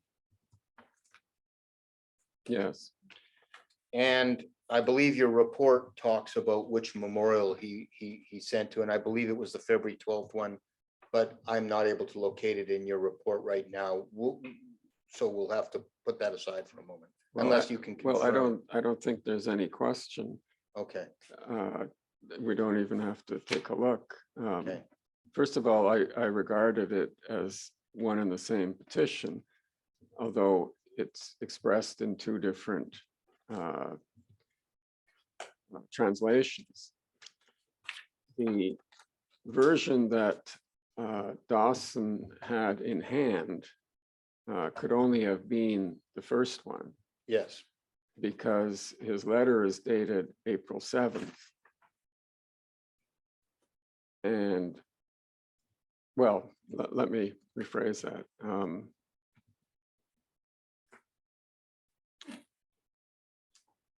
I imagine Miss Lewis is probably looking to see in your report where I believe you indicated that it was the February 12th version that was appended to Dawson's letter. I didn't think I would have to go here, but Yeah, I know, I'm thinking aloud now. I thought you were agreeing that it had to be. December Yes, 12th. I thought. for he a was moment- agreeing and then he pulled back. Yeah, I thought for a moment that, yes, it must have been, but the chronology still makes it possible that he had both, and the archival record itself has both of them in the same file. So that leads to some uncertainty. if you look at the original archival record, because here we've all been looking at the transcriptions that were published in the sessional papers, but I've looked in the original archival record and they're found in the same file, which means they were associated with one another, whether Dawson obtained both of them. Okay, At- I've located it in your report. Perhaps I can help you. At Yes. page 206, if you look at footnote 419, you will find the version Dawson sent appears to be the one prepared on February 12th. It, together with the covering letter, appear in sequence in the archival record. Yes, So- that was my recollection. So I think still today that Dawson had the first one in hand. But because it's also in the same archival file, I can't be certain that he did not also have the second one. Yeah, but we're talking about the one he sent along. You see, the reason I'm Yes. trying, I'm sorry, go ahead, Yes, I think the one he sent along was the first one. the February 12th. Yes. All right, and that's the one at tab 27. And I'm trying to set up a chronology of what happened within the system. So yeah, my apologies for not having the earlier one. I didn't think we were going to get into that. But now we've looked at your report, page 206. Dawson has the February 12th one version that he sends along, and this is what he says at page 146 of the compendium.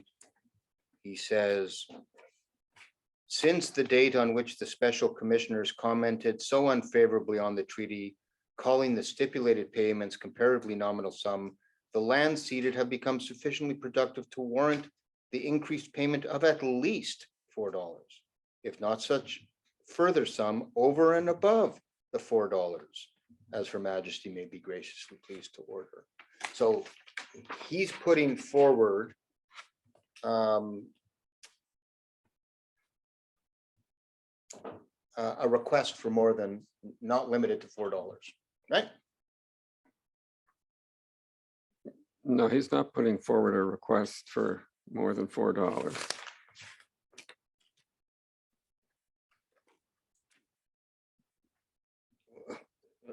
So you don't read the words of at least $4, if not such further sum as asking for more than $4? Yes, I prefer his words. That's what he says. Okay, so okay, let's just stick with his words then. And if you go over on page 147, Dawson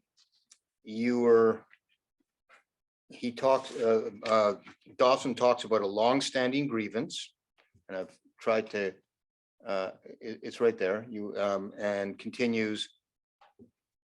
And it has not been without its effect of the Indians on the interiors, for they were in a position to say the commissioners sent to treat with them last summer, and not without reason from their point of view, that the white man has not kept faith with their kindred of the Great Lakes. And so this is clearly reference to the Treaty 3 Indians, right? Yes, And it's a reference to Dawson saying that the Treaty 3 Indians are of the view that someone has not kept faith with the kindred of the Great Lakes, right? yes, this is 1873. Yeah. Dawson was actually one of the commissioners that he's alluding to there. Yes, yes, Dawson is a commissioner in Treaty 3. Right, and when- he's had 2 years of failed negotiations, in part because of Anishinaabe factionalism within Treaty 3, but also in part because they were pressing much higher for a much higher amount. They wanted $10 annuity. And Dawson sensed that part of the reason why there was this reluctance is because they had noticed that not even the $4 had materialized yet among their kin on the other side of the Haida land. So that's what he's talking about here. Sir, I'm going to put to you that what Mr. Dawson, the commissioner who knew something about what was happening in what would eventually become Treaty 3, was referencing that the persons that were to become the Treaty 3 Anishinaabe were noting that the treaty bargain in RST was not being honored. Would you agree?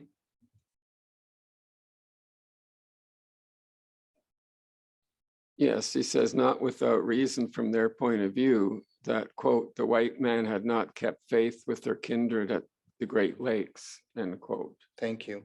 In the next paragraph, Dawson then says, I believe the matter has only to be brought to the serious attention of the government to ensure the claims of these poor people being fully and benevolently considered. That's what he asks. Yes. So Dawson's letter, let's flip over to page 148. Yep.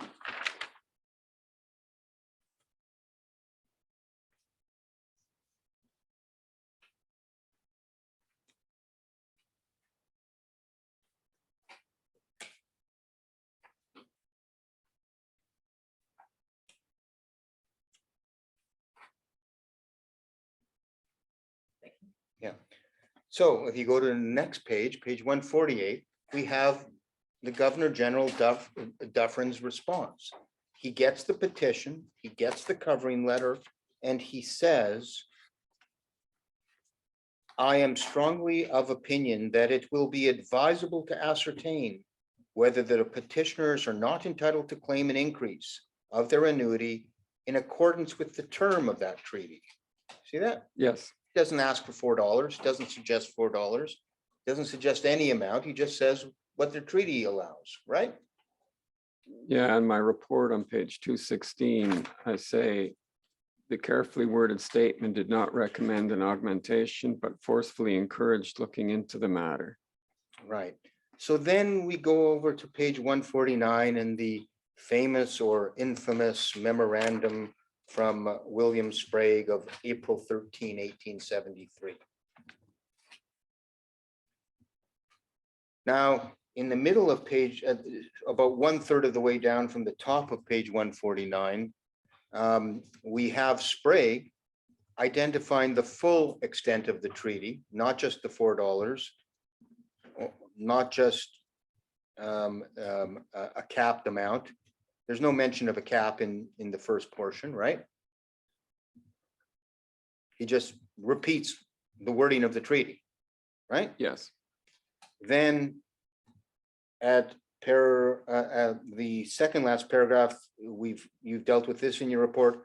He said, Sprague says it was contended up to a comparatively recent period. He doesn't say who was contending it, does he? He doesn't identify anyone. No, but it's almost certainly the Crown Lands Department. We've got no evidence that between 1857 and 1873 that there was actually any inquiries made. We just have Sprague saying it was contended by some unnamed person, but we don't know what was contended or when. Yeah, he almost certainly was. Well, he's not making this up. How do we know? Well, I suppose you could say that about it, any of these people in any document, but Well, no, maybe they were maybe they were invoking the Brown's human universal of misleading people. I don't know. well, maybe all actors were doing that. I'm not gonna, unless I have conclusive evidence that he's making it up, I'm not going to question, his statement. When he says it was contended up to a comparatively recent period, he is, in my view, almost certainly referring to advice that had been communicated to him from the Crown Lands Department from time to time. Whether these were oral communications or written, I don't know. But I have no reason to question his statement. Towards the bottom of this page, Sprague, for the very first time in the record we've looked at from 1873, he raises the issue of $4 a head. Right? The Shoney petition talks about it, $4 first begot. Dawson's letter that goes forward it doesn't ask for $4, it asks for whatever Dawson asked for. Dufferin doesn't mention a $4 amount, but Sprague takes it upon himself to identify that a $4 amount is what per head is what is being asked for. Would you agree with that?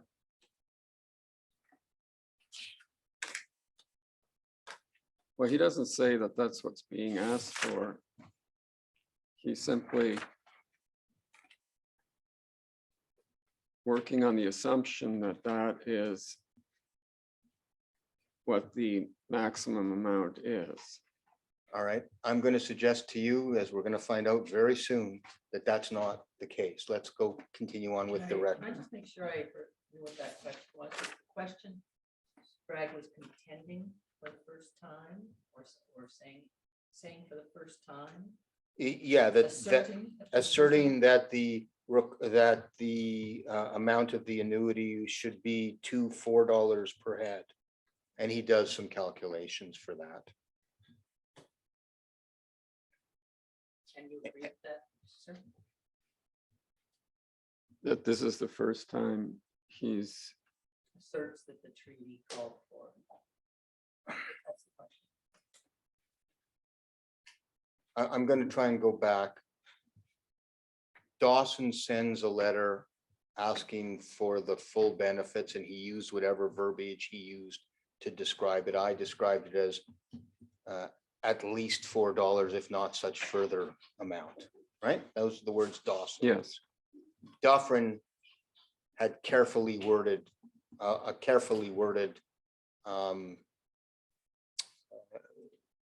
document.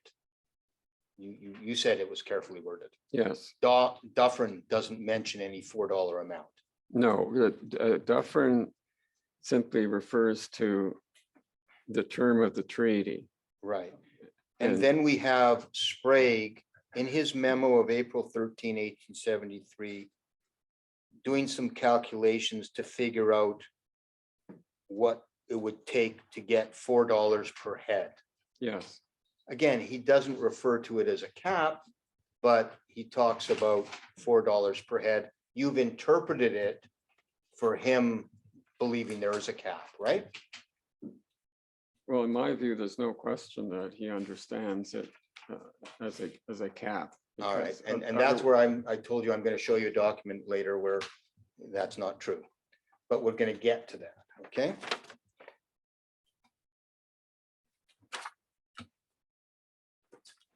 So Sprague's memo of April 13 doesn't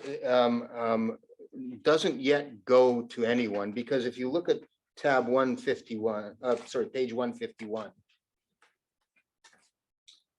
Sprague had a supplementary memo where he says it is proper to explain that although a larger number of Indians than that expressed in the Robinson treaties may have been allowed to participate in the annuities, the treaties, while they provided for a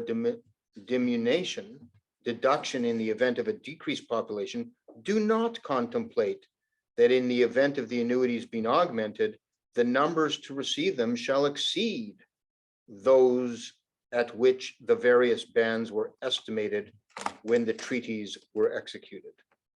yes, So Sprague in this memo is unilaterally reading in a limit to the treaty to limit the obligation to 1,240 people, right? yes. My comments on that are expressed on page 224 of my report, where I say This may have been an effort to further justify the use of the time of treaty population in calculating the additional monies required to meet the maximum treaty obligation. If so, it only begs the question, if the additional capital sum required to increase the annuities from their present levels to $4 was calculated based on the time of treaty population, how would the cap ever be reached under a condition of population increase? So that was my All right, so understanding of this document. the point is that limiting any amount to a set population is not giving the Anishinaabe the benefit of any doubt. That's correct. And it was Yeah. not ultimately the model that was used by Laird. Right.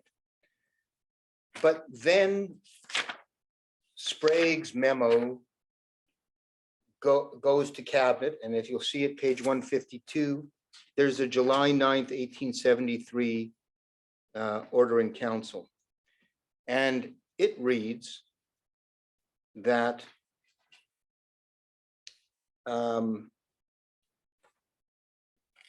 the Committee of Council have had under consideration the annexed report from the Honorable Secretary of State. Now, Sprague wasn't the Secretary of State, but you understand that the memo they're referring to is his April 13th memo?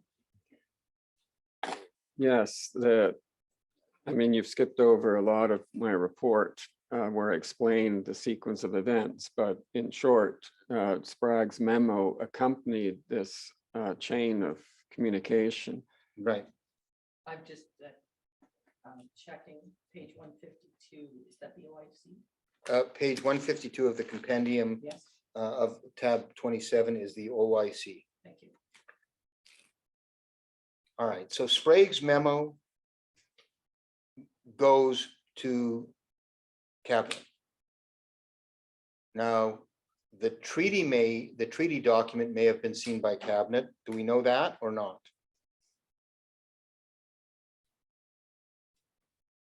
You mean the RST and RHT? Yes. Like they had the report, but I'm not sure they had anything else. Well, let me just.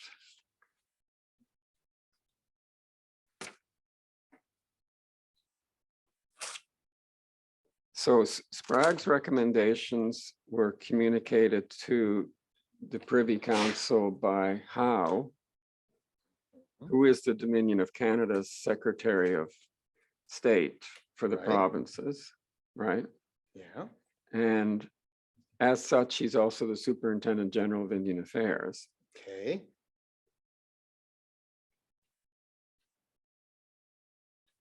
I don't know whether the treaty texts themselves were part of that. I know that Sprague's report was. Right, but there's no record of the Dawson letter going to the Privy Council, is there?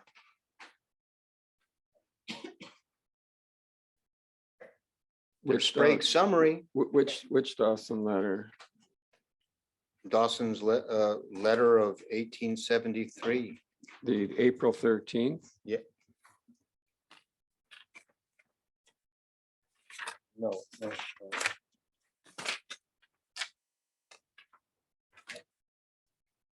Dawson's letter was April 7th, 1873. Oh, Dawson's letter. Yeah. No, it was William Sprague's recommendations. Right, so the Privy Council doesn't see Dawson's request. The Privy Council doesn't see Shoney's petition. What they see is Sprague's memo. Yes. Right, thank you. And what they say, the Privy Council at page 152 of the compendium, they say the committee advised that the facts of the treaty and the claims now put forward by the Indians and the grounds thereof be made the subject of a communication to the government of Ontario, and that the government be moved to take such steps in the matter as under the circumstances may seem to them to be just on the part of the province of Ontario. See that? Yes, And this is all based on Sprague's memo, which talks about a $4 amount. that's correct.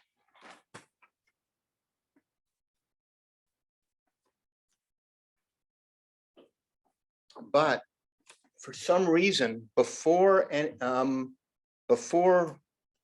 any memo goes to Ontario, Sprague does up a second memo on August 9th, 1873. Right? Yes, the order in council, as I found it in the archives, contains a copy of Sprague's April 13th memo, as well as the explanatory note that is found at your compendium, page 151.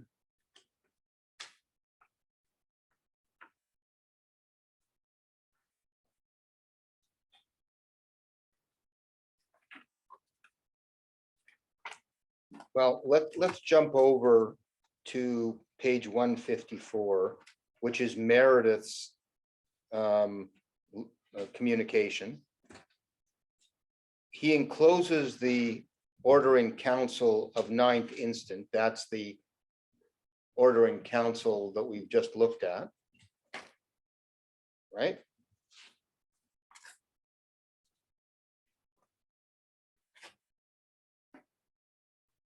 Yes. And he says, I also enclose a memorandum giving the facts of the treaties.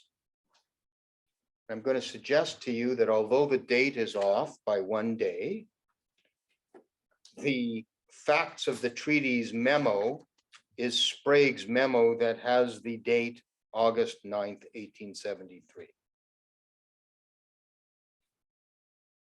That's what went along.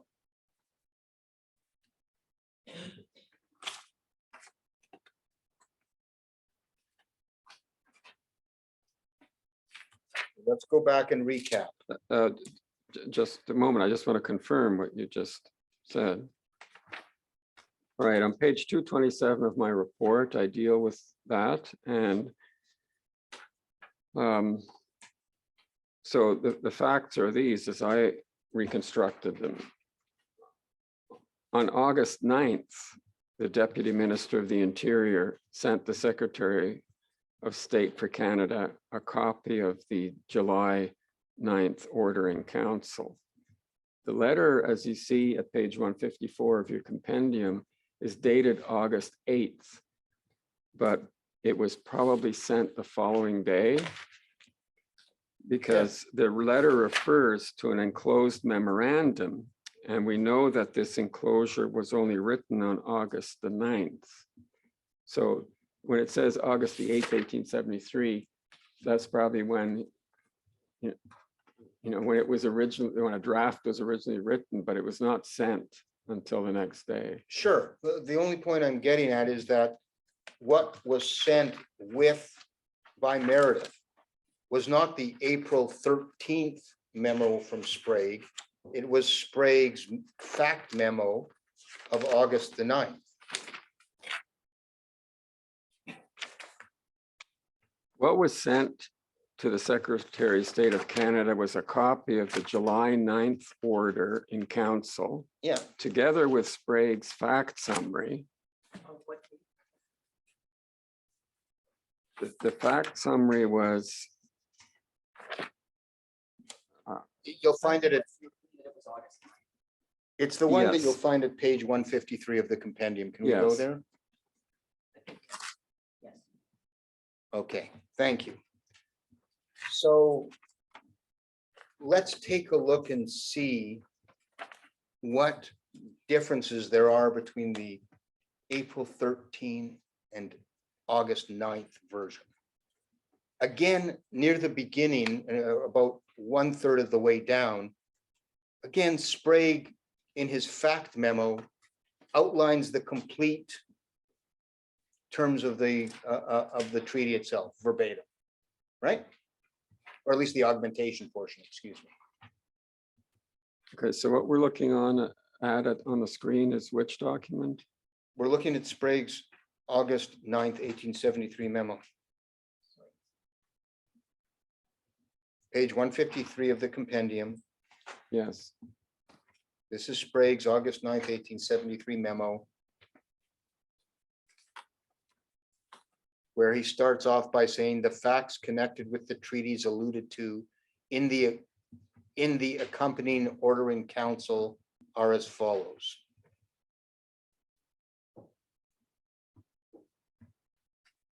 That's Sprague's fact memo that Meredith sent along, right? yes, Thank you. And the first thing that he does is he quotes the augmentation clause in the full.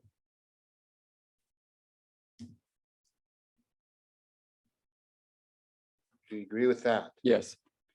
He then very carefully uses the following words in the next paragraph. The Indians of Lake Huron and Superior claim the fulfillment of the above quoted stipulation to the extent of $4 per capita. These words are new. They are now not claiming all they are entitled to. They are only claiming to the extent of $4 annuity per capita. Now, would you agree with me, sir, that if someone claims only to the extent of something, there might be something else to claim afterwards?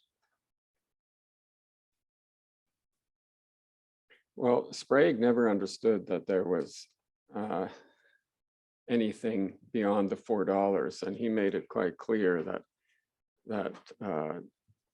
you know, there's nothing in Sprague's material that I know of where he suggested that the claim was anything beyond $4, or that in fact the treaty augmentation clause could be read in any other way.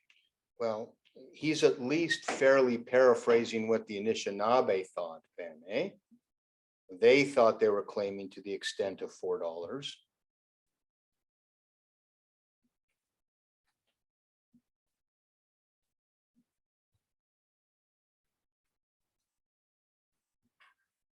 Would you agree with that, sir?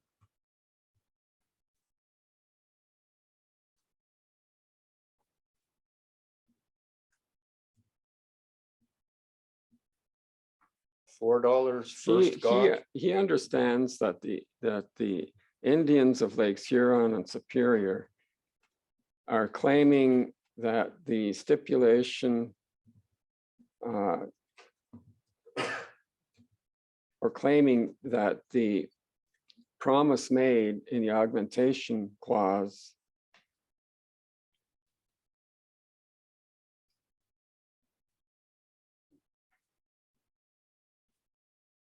to the extent of $4 annuity per capita Mhm. was due them by now. That's basically what he understands, Okay, right? And he himself understands that that is the maximum claimable. it doesn't say that it's the maximum claimable in this document. Will you at least give me that? It doesn't say that, but everything points to that assumption, that the whole calculations that he produces and everything that he communicates. In fact, there is I wonder if you missed the question. The question was with respect to what the Anish.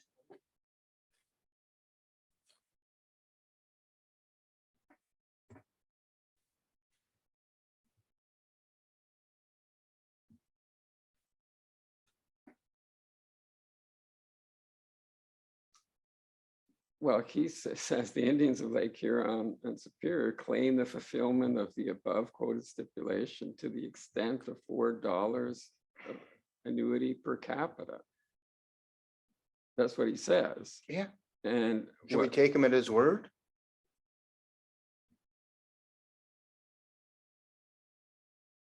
Why would he have to use the words to the extent of?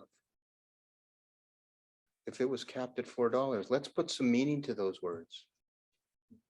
Can you help us? well, I don't think that if he thought that they are simply claiming this as sort of the first step in a claim beyond $4, then that I think he would have said, because it's not within his understanding that that was claimable. So I don't know if you can read too much into the words "to the extent of." That's not how subsequent officials understood this either. Would you agree with me at least, sir, that anyone reading this memo would believe that the amount being claimed was to the extent of $4 annuity per capita? Anyone who read this, and I can be fairly confident about this, anyone who read this saw it as a claim for $4. And Thank when you. Blake says, their just demand should be met without further delay, he thought their demand was $4. When Laird came up with his calculations, he thought the Anishinaabe claim was for $4. All right. Can I just go back to anyone who read this, Sprague's memo? Sprague's fact summary of Right, August right. 9th. Yes, that's how they would have understood this. And indeed, they Oh, okay, did. I'm just trying to get what you Yeah. said in a certain answer.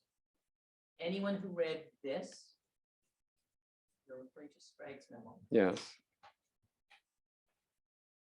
saw this as a claim for $4. yes, This being Sprague says this is a claim for $4. yes. Now, at the bottom of this memo of August 9th, 1873, Sprague gives a different explanation for why it should be limited to 1240. He says that then his other memo, he says, in view of the foregoing statement as to the fluctuating population of the Indians, the computation should be based on their number at time of treaty, 1240, right? Yes, That's not the explanation he gave in his earlier memo, where he says the reason is because there was no agreement to increase it with increased population. Different reasons. well, no, that's an additional reason. When he gave his additional opinion, that was over and above the opinion that he gave in the original reasoning. It's quite clear from the original reasoning that the reason why he's computing the numbers based on the time of treaty population is because of the tremendous fluctuations in the population. He went, I mean, when you read, I recall during my testimony earlier, a few days ago, suggesting reading Sprague's memo in its fullest extent, because he gives a very close analysis of the fluctuating population. And so he sees it's completely unreasonable to try to come up with a capitalized amount. So let's go to the numbers that are actually in the treaty. Those numbers are derived from the treaty itself. That's his solution. Okay. So in addition to that, he then provides this explanatory note, which in my view doesn't make much sense. All right.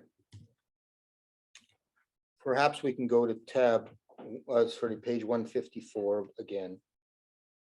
And I want you to confirm that what ends up going to Ontario is Sprague's fact sheet and the order in council, and that's it. Yes, Thank you. And here we are around August of 1873 and September 1873, October 1873, and November 1873, no response in the record, right? yes, it's now being reviewed by Premier Mowat. Well, we don't know what's happening. We don't know. We don't know that it's been reviewed by Mowat. We know that Mowat eventually reviews it. But we don't know what's happening in September, October, and November of 1873. Yes, we don't know when he starts his review, but what we do know. My question is about when he started. We don't know when he started. We know when he provided a response. We'll get to that. But I'm trying to just stick temporal. Oh, my friend is up. Just the same thing. If his intention, my friend's intention is to let him complete his answer, I don't have any shot sit down. Just that he was cut off. I missed that. I missed it too. I apologize to the witness if I did. Yeah, I just wanted to say that my opinion on that matter was explained on page 237 of my report. And what I say is Canada's July 9th, 1873 order in council had been received by the government of Ontario on August 22nd of that year.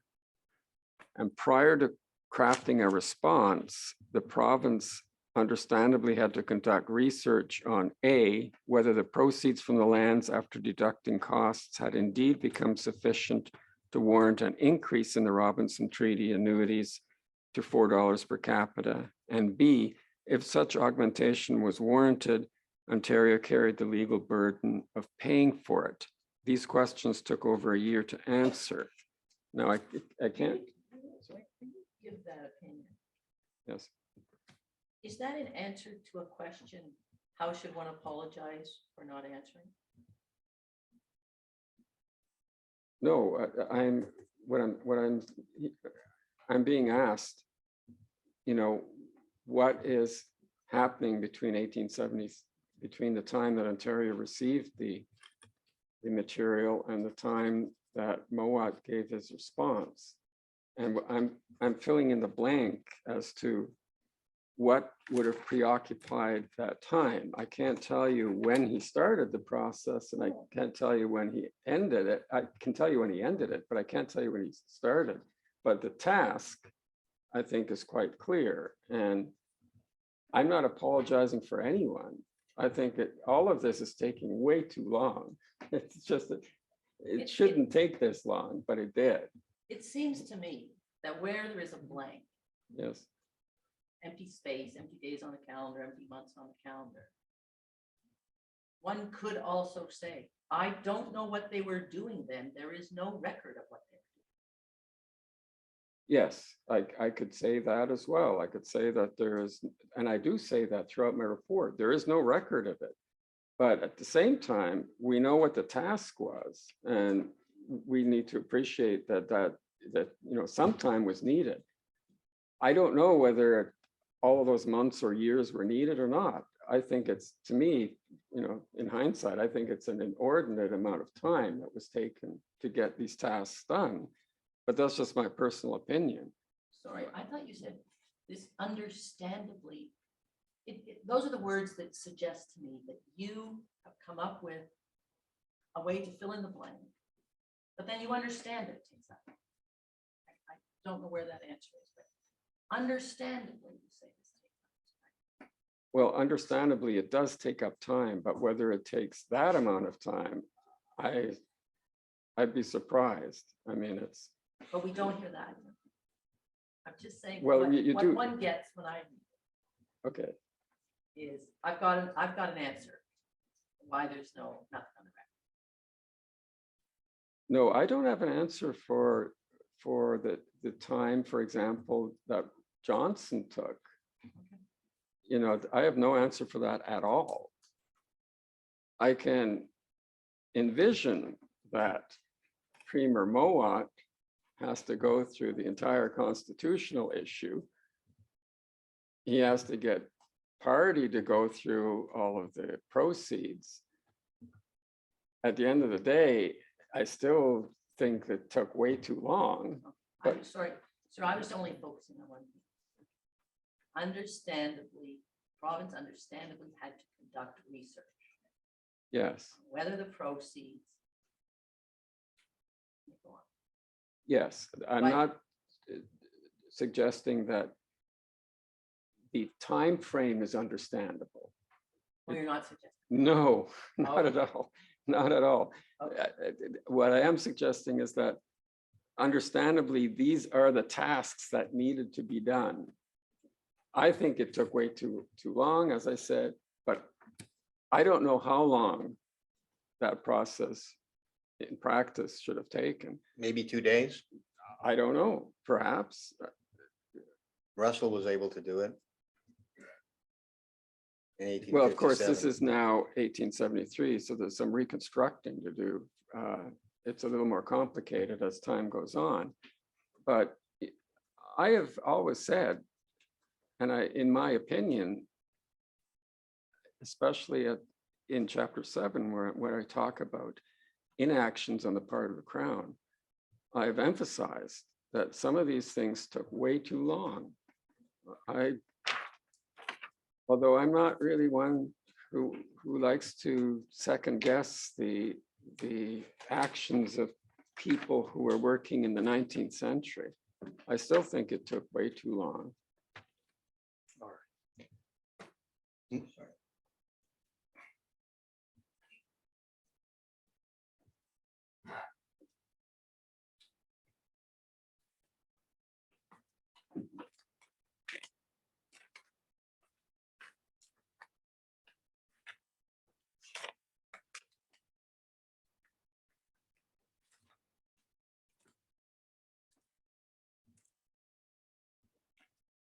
The next thing that we do know that happens is an 1874 petition from Fort William where they, I don't know if it's a follow-up or if it's a new request, but they use different words than in the February 12th, 1873 petition, right? And you'll find this at page 155 of the compendium. It was trial exhibit 1-1108 in phase 1.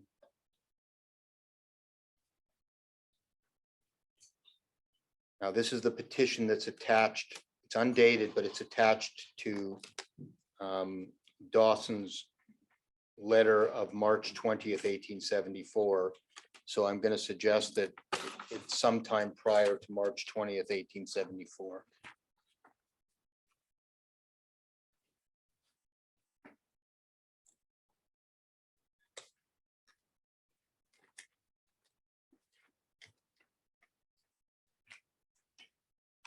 Well, I have it at my footnote 473 at page 229 of my report as petition of the Indians of Fort William, Lake Superior, as translated by Jean-Pierre Chaunet to Lord Dufferin, Governor General of Canada, circa March 1874. Right. We don't know, it's definitely before March 20th, but we don't know Sure. how many days before. Now, remember, what's gone to Ontario is a request for $4, right? Yes, This petition, this 1874 March memo, doesn't talk about asking for $4, but it sure speaks of promises not being kept, right?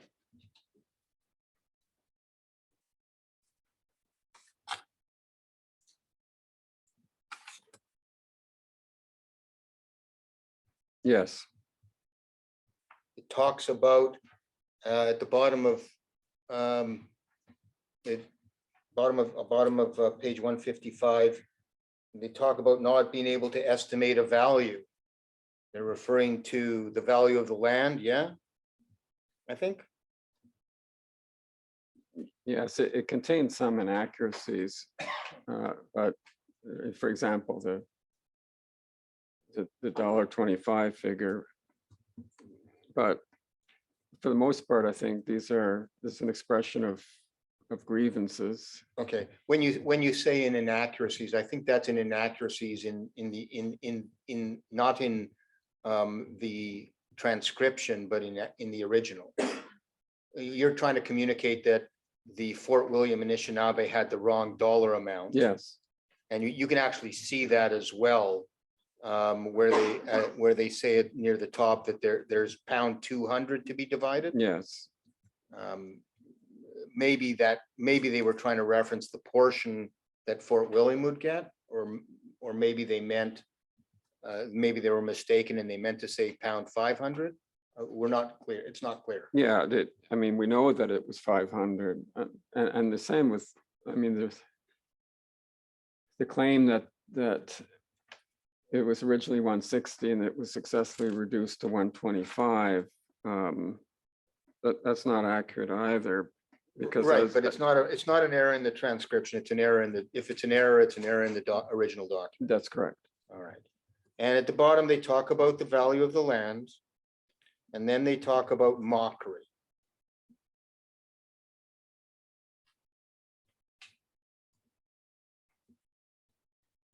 Yes, Then they say, we were promised many good things, not worth a mention here, but the promises ramified with the mission of the agent. And then in square brackets, the author of this transcription identified that ramified is deviated from, branched out from.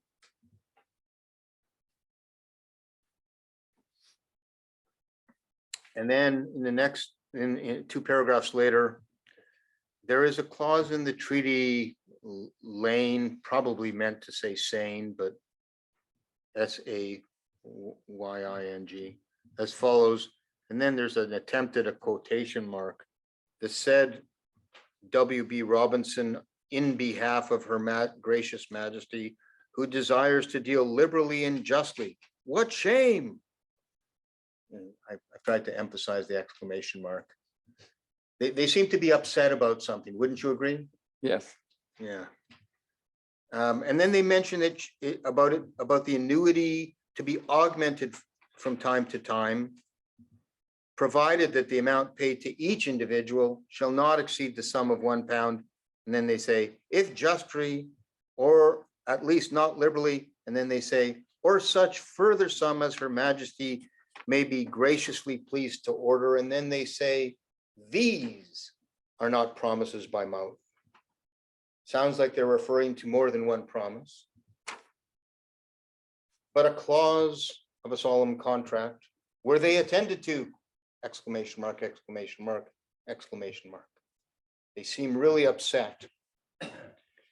And then they raise towards the bottom of the letter the problem of the profits going to Ontario. That's the constitutional problem, right? yes.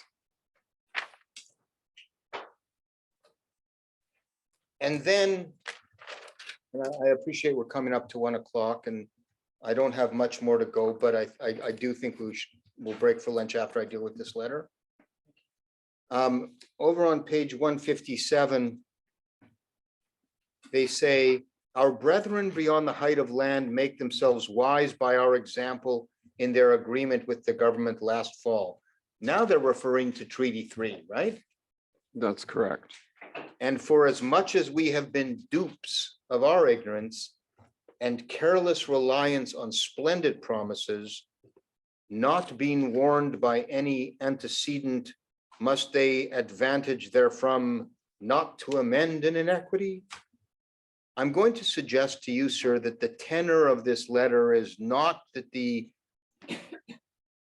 RST and Anishinaabe thought that they had a bad deal, but that the deal that they had was not being honored. Would you agree with that?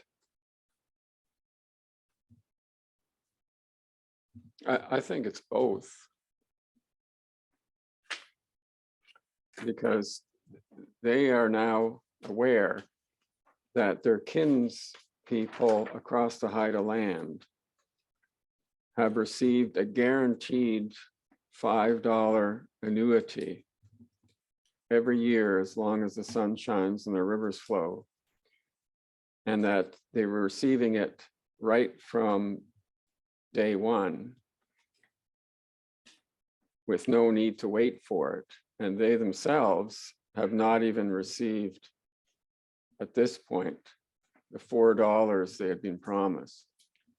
where in this letter can you show me the Anishinaabe in this petition are expressing that they made a bad deal as opposed to the deal not being honored?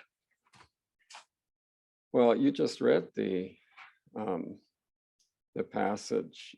So that's how you interpret it. Yes, All right. That being The, top of page 157. near the second full paragraph in 157 with our brethren beyond the height of land. All right. And so that's your interpretation, sir, and this would be a good time to break. And I probably have maybe half an hour left.